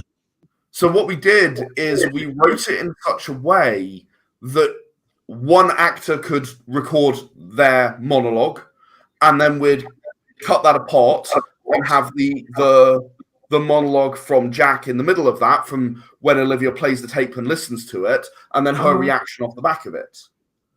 So it meant that we didn't need the 2 actors interacting in the same place. Now, thankfully, because we have been able to record this after COVID, and because Ryan and my brain's gone. Sorry, I was going to say Olivia. I mean Erin, of course. Ryan and Erin live very close together. We were able to do this more interactive scene towards the end, where or 2 episodes. You know, they spend time together in the 2 episodes, significant amounts of time, and then. One of my favorite parts of the recording, Erin actually also plays the head of this family, who's a very impressive, sort of terrifying lady. And she sat there and talking to herself, having a conversation with herself, and she's just going, so you expect me to believe? Yes, I expect you to believe it. And it's just the most incredible thing to watch a talented voice actor do that. And Erin, very, very, very talented. Yeah. It's the most incredible thing to watch that happen, and you just sat there on camera in real time as she's just slightly changing her stance, and then completely different voice, and you're just listening to this conversation as 2 totally different people talk to each other. And you know, as a writer, to hear that come to life is incredibly fun. So yeah, Dark City is the name of the podcast. It's on Kickstarter right now. It is just overfunded. It's had a funded goal of 500 UK pounds, and we're at 550. So we are just overfunded. We've been running about, I don't know, just under a week now. Mm-hmm. And we'd love any support that people can give us. All of the funding from this Kickstarter, it goes to the people who made it happen. They haven't been paid yet, and they've all agreed to work for a share of what we bring in on the Kickstarter. rather than be paid up front, which is tremendously generous of everyone and very trusting, I think. I'm going to do the best I can, of course. Hey, I'm up at 2 a.m. But I want to pay these guys what they're worth, and that is far more than we will raise. But anything that we raise, you get a fantastic 10 episode. It's about 4 hours of playtime, and it's about $15 for that 4 hours of playtime, which I think is a pretty reasonable price. I don't think that's too bad. It's not bad for a fully voice acted, fully soundscaped audio drama. So that's Dark City. That's one of the things we've got going on right now. The other thing is over here somewhere. There we go. That one there. I showed you Life on Gaia earlier. The comic that we've got going is in this universe. It's the zombie apocalypse universe. Okay. And Grace Under Pressure. Mostly that's a joke because the main character is called Grace. And the group that she is in and with is under pressure during the it's not a good joke, it's just a joke. But it's a way of looking at this world. As I said, it's been a role-playing game for many years now. It's I think I published it 7 years ago now as a role-playing game. We've had a definitive edition, we've done 9 expansions. There's loads and loads of material for this world, and I wanted to spend a little while exploring in the world as what it's like to live in that. I even made a card game for this one actually, where you build a colony, a village, and you only have to keep it going for 8 turns. That should be really easy, right? It shouldn't be a problem at all. Shouldn't be. I played it. I am very lucky that I work at a very, very geeky company, and in lunch times we often play one of my games. Well, we played this actually just the other day, a week ago. This card game I'm talking about, Era Survival Colony, is the name of it. And we lost in our last turn. We so nearly made it. We so nearly survived, but we lost in our last turn. I mean, it's a fun universe to look at, because most zombie apocalypse universes, DayZ or Walking Dead or various others, you're looking at, okay, well, it just happened, or even in DayZ, we can turn this around. In Era Survival, it happened 100 years ago. All of the basements with tins in are long gone. Everyone's found them. They're all done. Yeah. Right? Yeah.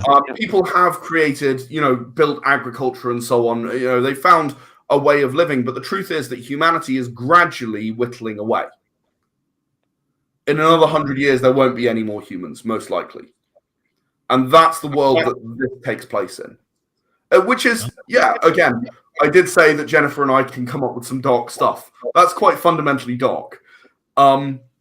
Humanity does not expect to survive in this world. It's not that we're going to turn this around. It's not that we're going to change this. Yeah, there are some crazy people who think they're going to get superpowers. But, and there are also some crazy people who think that probably getting infected and becoming a zombie is the next stage of evolution. But it doesn't make them any less crazy. The comic explores what it's like to be a person in this world.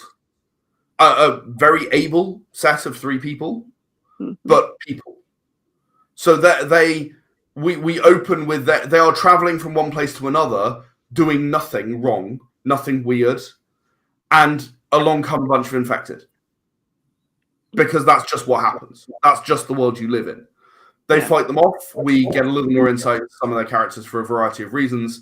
And they move on because you can't stick around in that place. So where they were going to camp for the night, they were going to have a night's sleep. Yeah, you just don't get that. You just move on. They get to a settlement and they have to go through. They've never seen a metal detector before.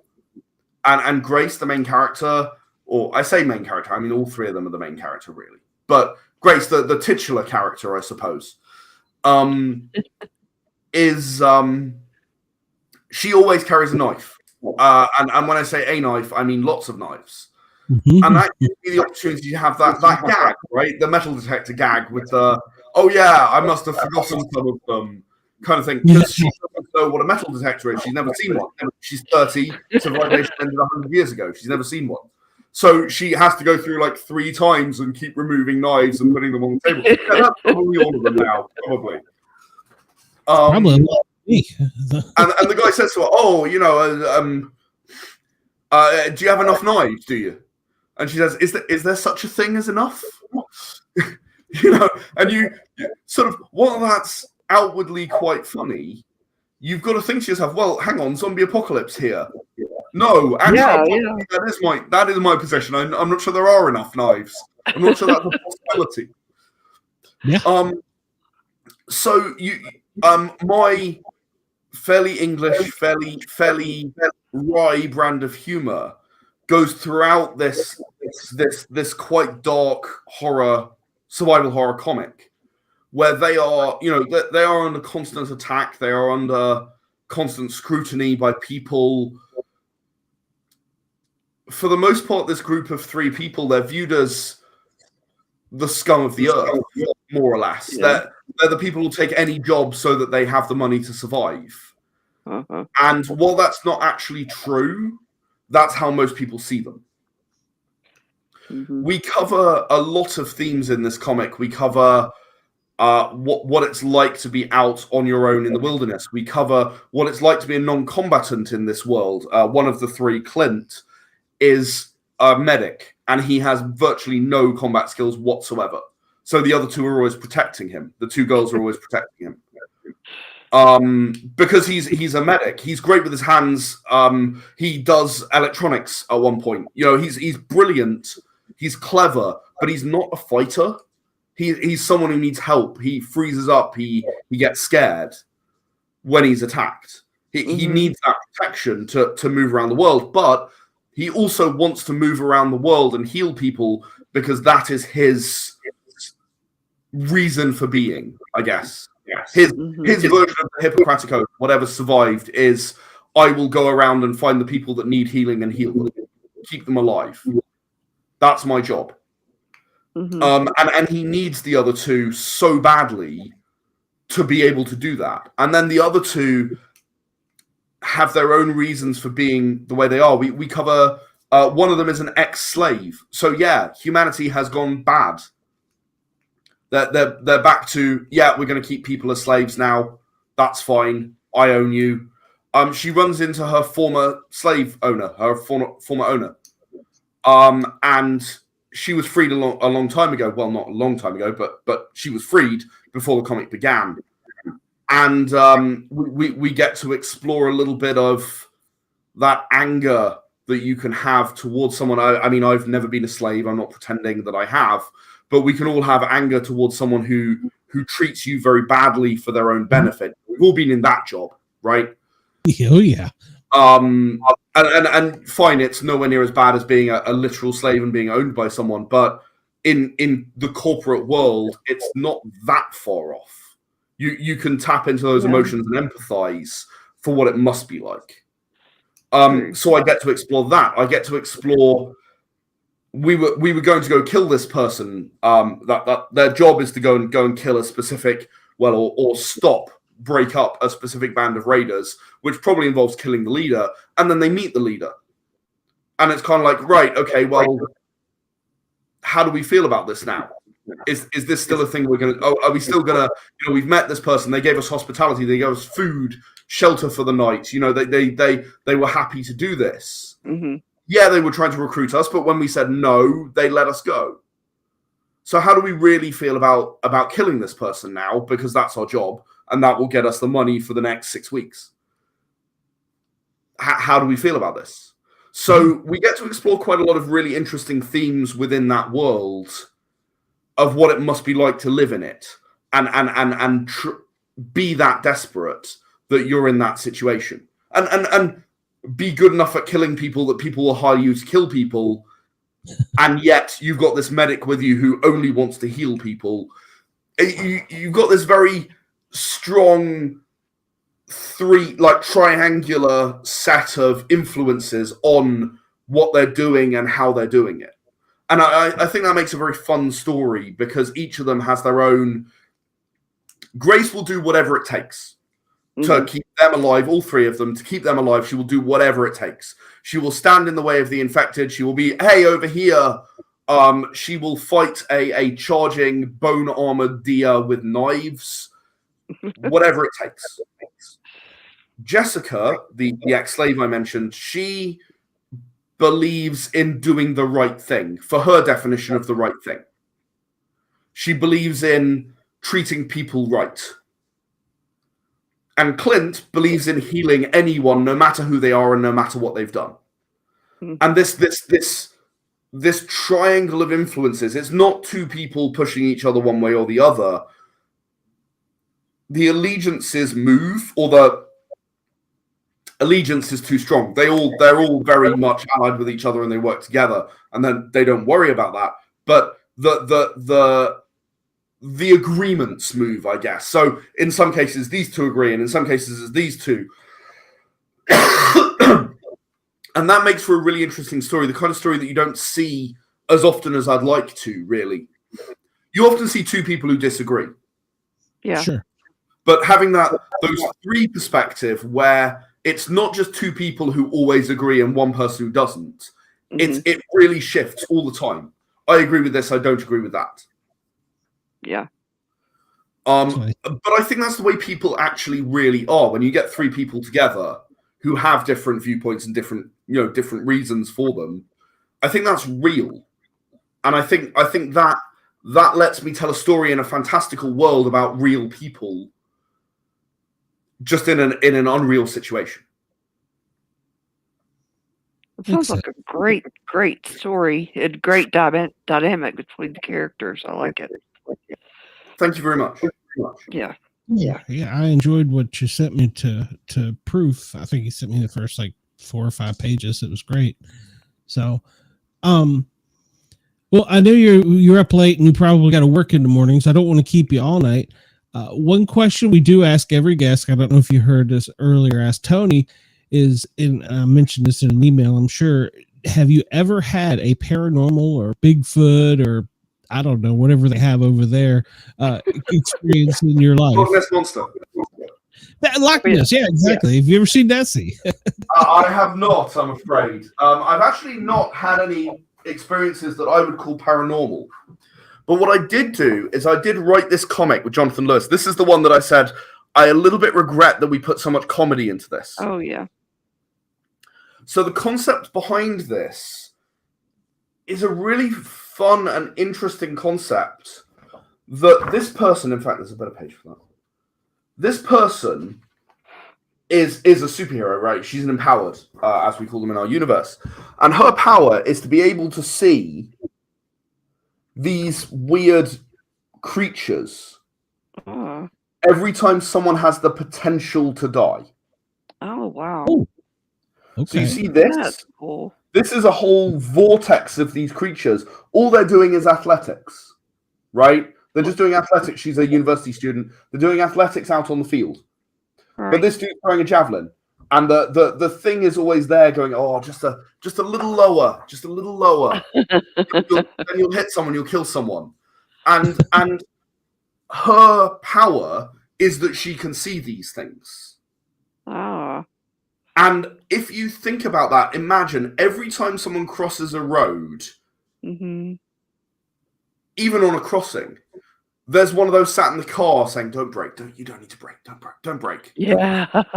Or there's one of those saying, oh, yeah, you know what? The car's far enough away, you can cross, it's fine. Yeah. Or there's it's stopping, it's fine, don't worry about it. And it's they're whispering in your ear, they're that voice in your head that says it's fine. Or jump, or when you're standing on the edge of the precipice, you get that urge, Yeah. Sorry. I said it's really weird feeling when you are on the edge. Like, it is. Yeah.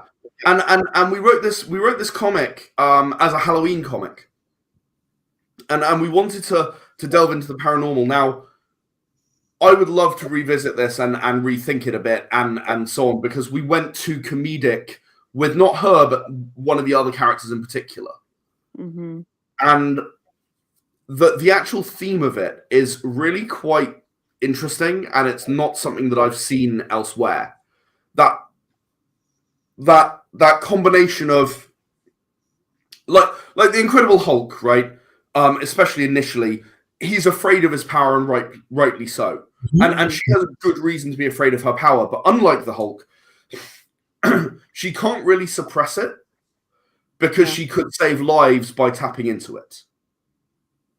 So it's that do you tap into your power and save the lives and inflict the pain on yourself because you're the only one who suffers as a result of this? You're not going to go destroying anything. You're going to save lives. Yeah. Or do you try and ignore it? Do you try not to? Because in that one with the javelin, she actually yells out the window and says, "Hey, watch out, dude! Like you're gonna hit someone. Careful." It's a very interesting idea around this curse that you carry that only helps people except for you. Yeah. And yeah, I mean, obviously Spider-Man covers that, right? With great power comes great responsibility is sort of that in essence. But he gets to have those outward signs of being a superhero, which this person doesn't and never will. Right?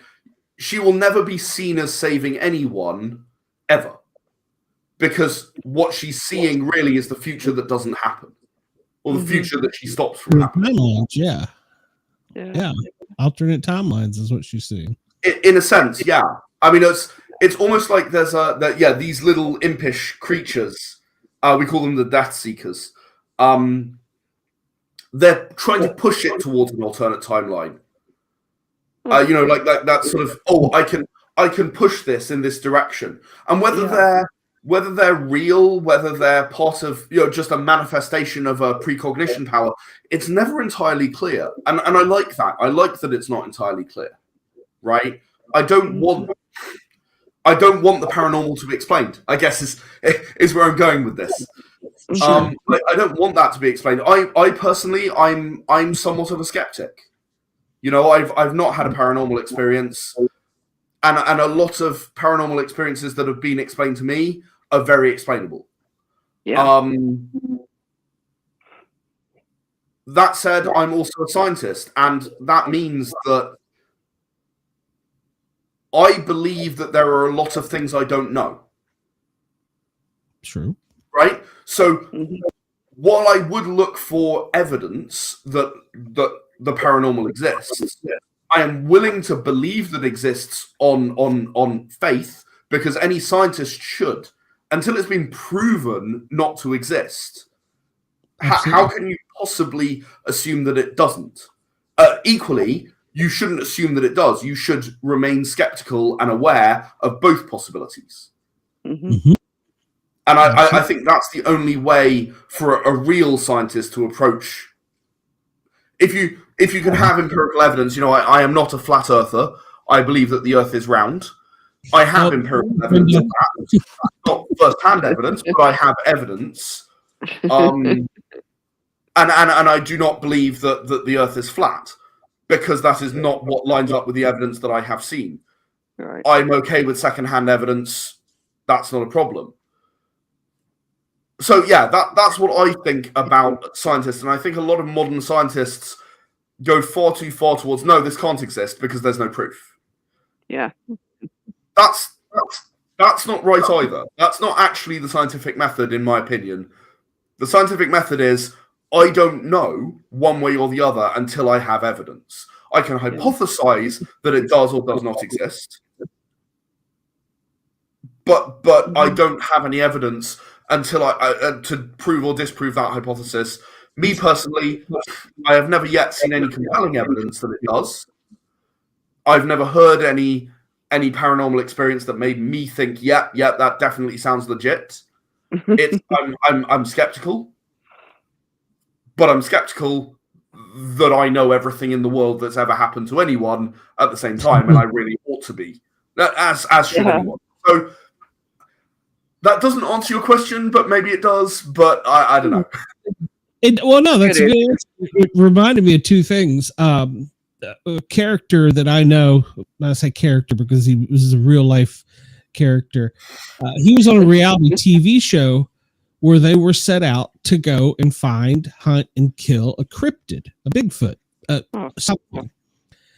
And they're deep in Louisiana woods. They've used these military tactics. They're on the radio talking. They've got one in their gun sights. They're going to shoot whatever this is. They're going to kill it.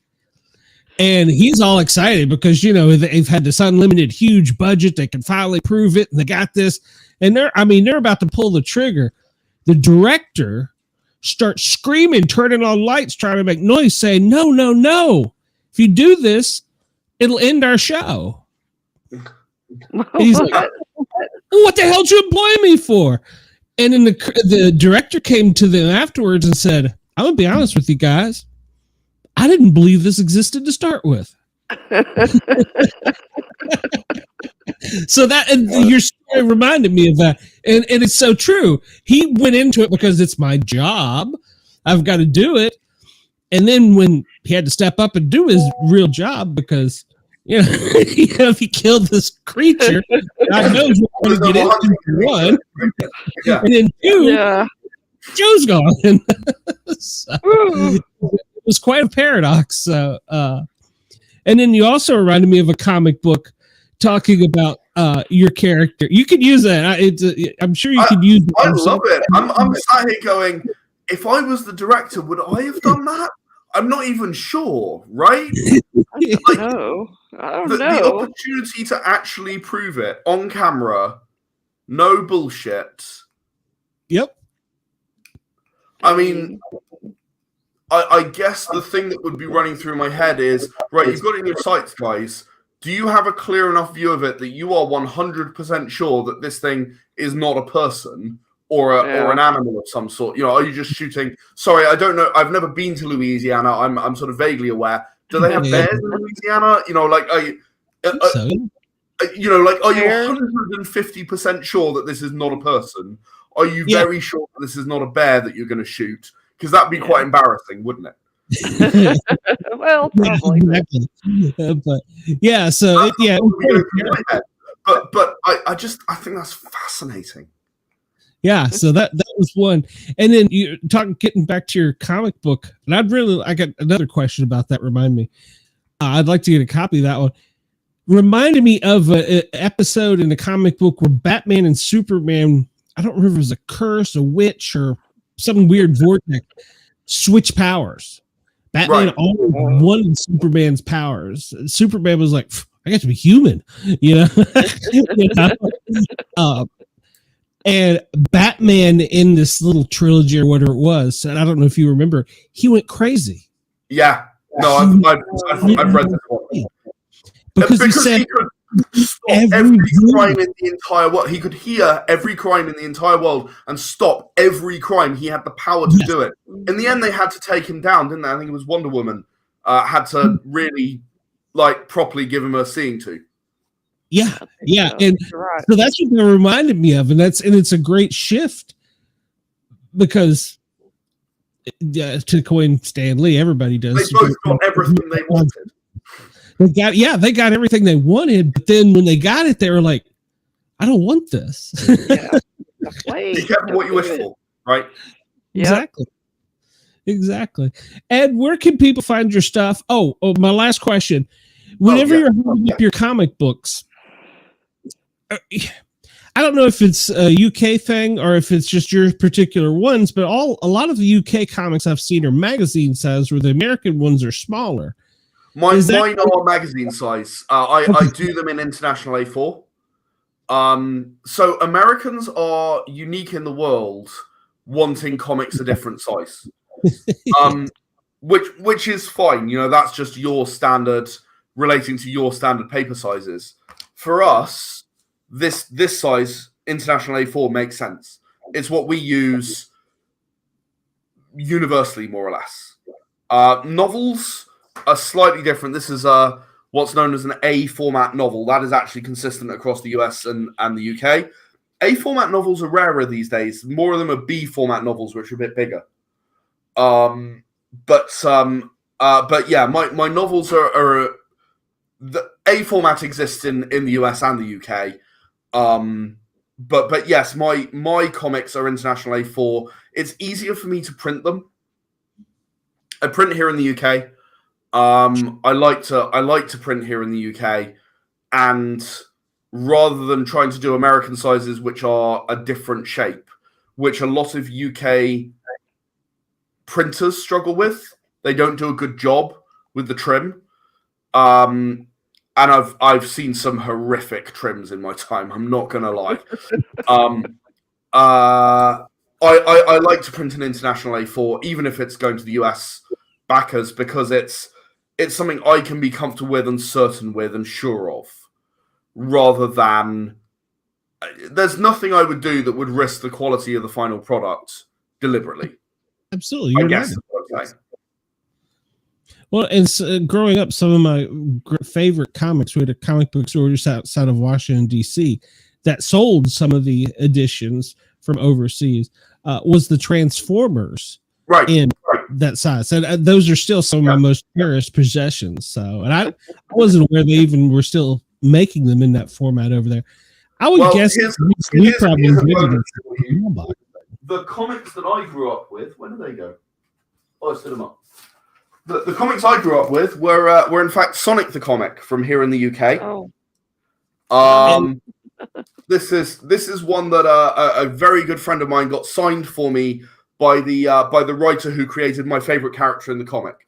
But I was born in the late 80s and I'm a 90s kid. I grew up on a steady diet of Sonic the Comic. That was what educated me. And there are some writers who were involved in that comic who they hired really good writers for what would now be a cash grab, or the Transformers comics. That nowadays it would be a cash grab. If something like that was made, it would be a cash grab. They'd write shit and expect people to buy it because it's Transformers, because it's Sonic. Yeah. They hired some amazing writers, and there are some really good stories in those. And all you have to do is look at the list of writers that were involved and go, oh, right. Okay, right. I get why Ed got into comics. Well, for what it's worth, Kirkman bought the Transformers and G.I. Joe world, so hopefully he will do it. And so far, actually, I've got to say he's put a little bit more humanity on the first 7 issues than I thought.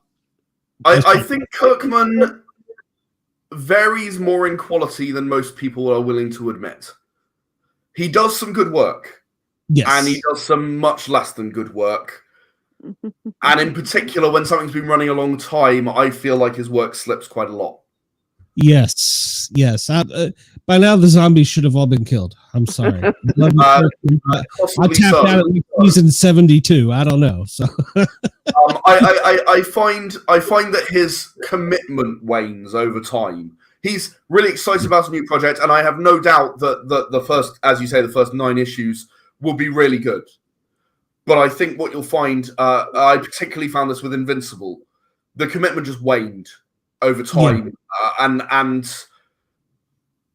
I think, me personally, I think Kirkman needs more help.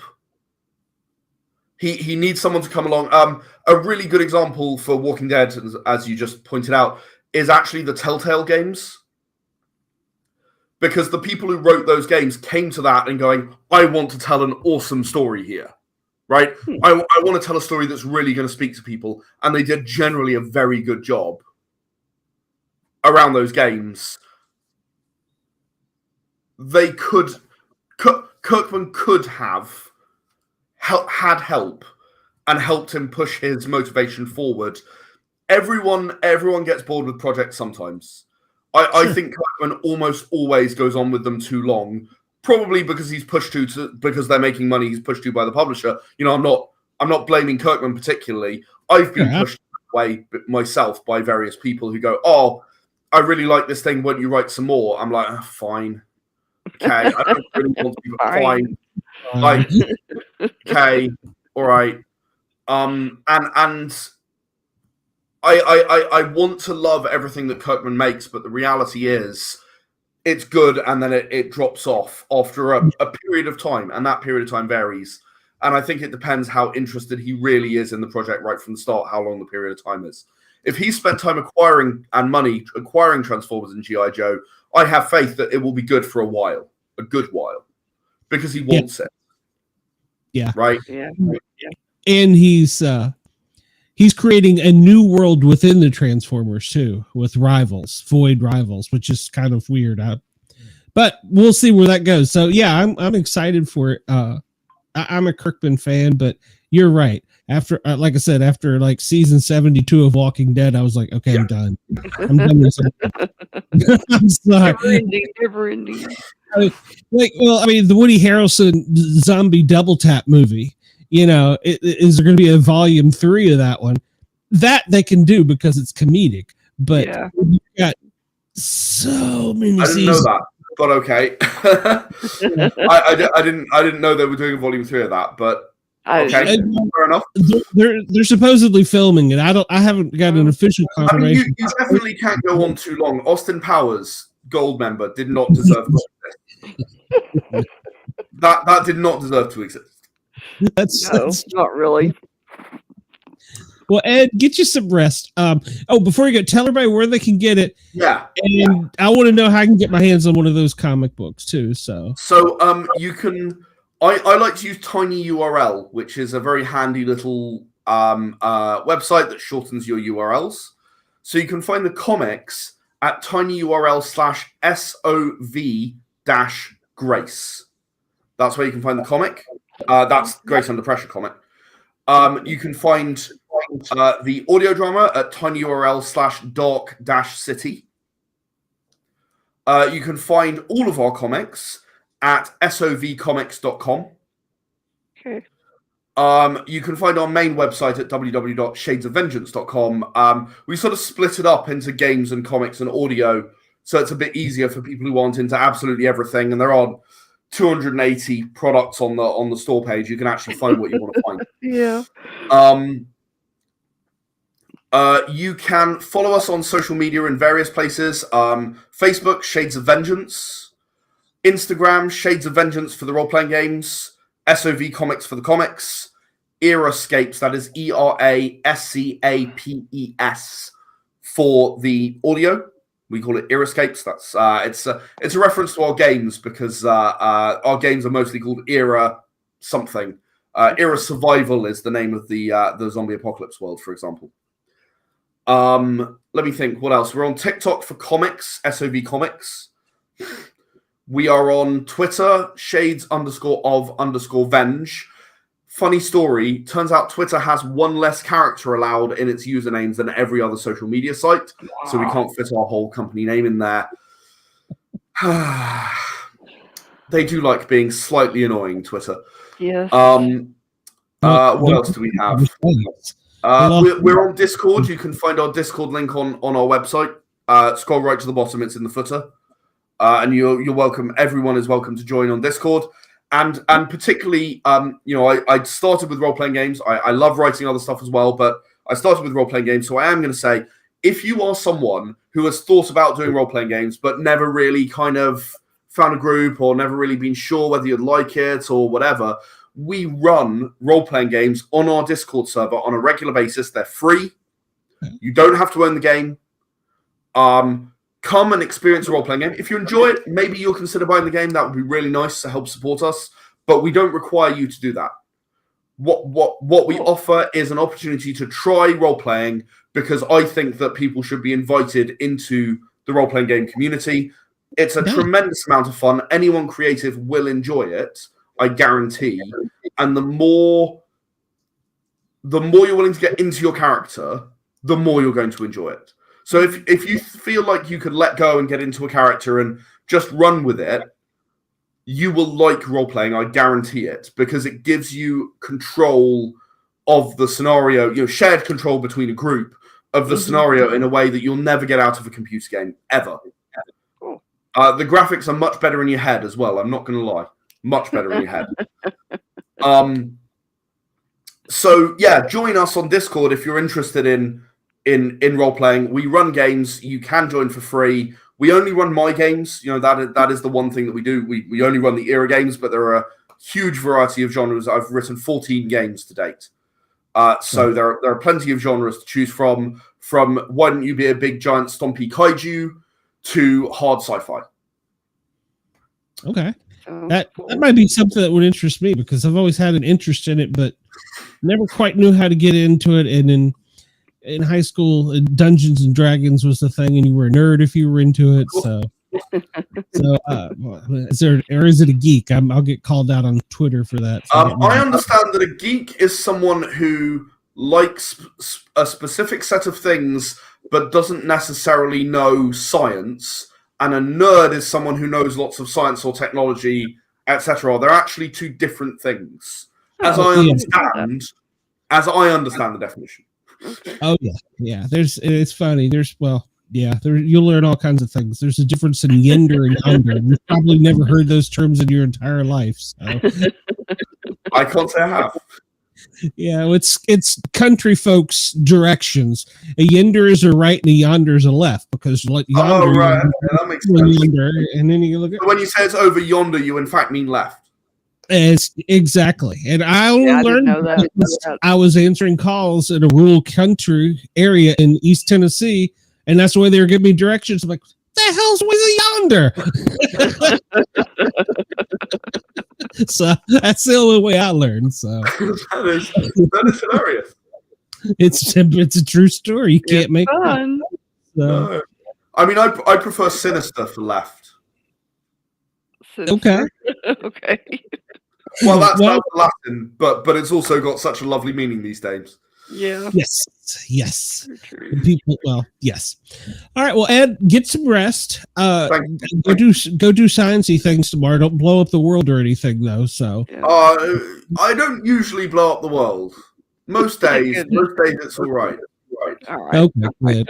Over there, are you going to be able to see this eclipse on April 8th, like everybody we hear is freaking out about? No, and in fact, you won't be able to see it out in Thailand either. It's very local to the US. It's as it happens, I did astronomy at university because I am a nerd by my definition of nerd. And you will most likely not be able to see it. Eclipses usually only happen in one geographical region of the world, west to east. So you will only be able to see it in a specific area of the US. It's actually a relatively small area where you will get a narrow band, that kind of cuts across the country. Yeah. It'll do a line, but the line is not very long, in fact, relative to the length of the world. So no, we absolutely won't. The last total eclipse that happened in the UK was in, I want to say 1999, something like that, somewhere around then. I remember watching it. I was there. Actually, I wasn't there because it was only down in Cornwall and I wasn't quite that far. I got a 98%. I was in a 98% area. So we got a nice diamond ring, but not much else. Well, I don't know. They're talking about the world coming to an end over here or something. I don't know. Everybody's freaking out. That'll be fun. I mean, I feel prepared. You guys see the star? That's right. Good. I'm prepared for the world ending. I've written 2 post-apocalyptic role-playing games now. I love it. So, yeah, go get you some rest. Don't blow up the world tomorrow. It's your real job. And I'm going to be in touch with you because not only do I want to get some stuff, but I got some ideas I'd like to run by you. So thanks so much for having me on. I've really enjoyed it, and it's been a pleasure to meet you both. It was. Nice to meet you. Maybe I'll come back sometime. We'd like to have you back. You are welcome back. I always invite all of our guests back. So yeah, you are welcome back. I want you back. So we frequently go back and visit the comic book world because, well, that's kind of what Glenn likes. So we go back and visit it frequently. So, but Ed, have a nice night or morning over there. It's nighttime here. Yeah. And it's still nighttime. It's fine. It's 3:30 a.m. That's night. You I didn't disappear at the dawn of the witching hour, so that's a good thing. Yeah, that is. So yeah, and you can still However, get now I will pull my disappearing act. Okay. Yeah. Thank you, Ed. I appreciate it. We will talk to you soon. Thank you so much. Bye. Good night. Night or good morning. Yeah, we need to do the. Struggling. I know. We need to do the map thing because how far apart they were in the world. Holy cow! I think that's technology. So it's crazy. Yeah. I mean, Thailand to UK. Wow. I know it.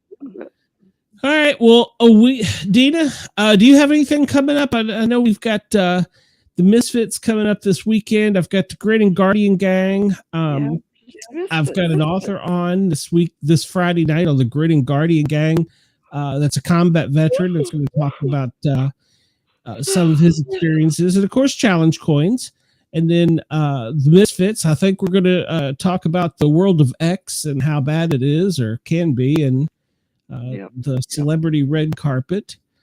And then, of course, tomorrow you can catch me from noon to 2 Eastern Standard Time on the Thin Line Rock Station. I'll be jamming away over there. And Tuesdays and Thursdays. What's that? You have a lot of clicking. Yeah, I know. So, and next week on the Para OR Normal show, we have another author. And then we have a paranormal person that has quite some unique experience and has been on some very did I just kill the whole show? Oh no, wrong button. So I just want to kill the whole stream. Some very interesting things. So Nice. it's we know Brenda. So, but you got anything coming up, Dina? Just Misfits on Saturday night. Okay, bring your A game. And everybody, we missed Shay tonight. She had a family emergency, so everybody think about her thoughts and prayers. But she was missed. We will catch you guys and gals later. It was a great show. And I can't possibly thank Yerg's Radio enough. You can find all of our replays on yergsradio.com through the week. He just changed the schedule, so don't remember it. This will also go out on WDJY and WRFN, which is Atlanta and Nashville. And we're working on a couple more. So who knows? I forgot Fairfax Radio. There's Denver. There's San Francisco. I don't know. We're kind of a big thing. So I need to put out a PR where it tells where all we are. So everybody have a wonderful night. Thank you for tuning in. See you next week. Good night.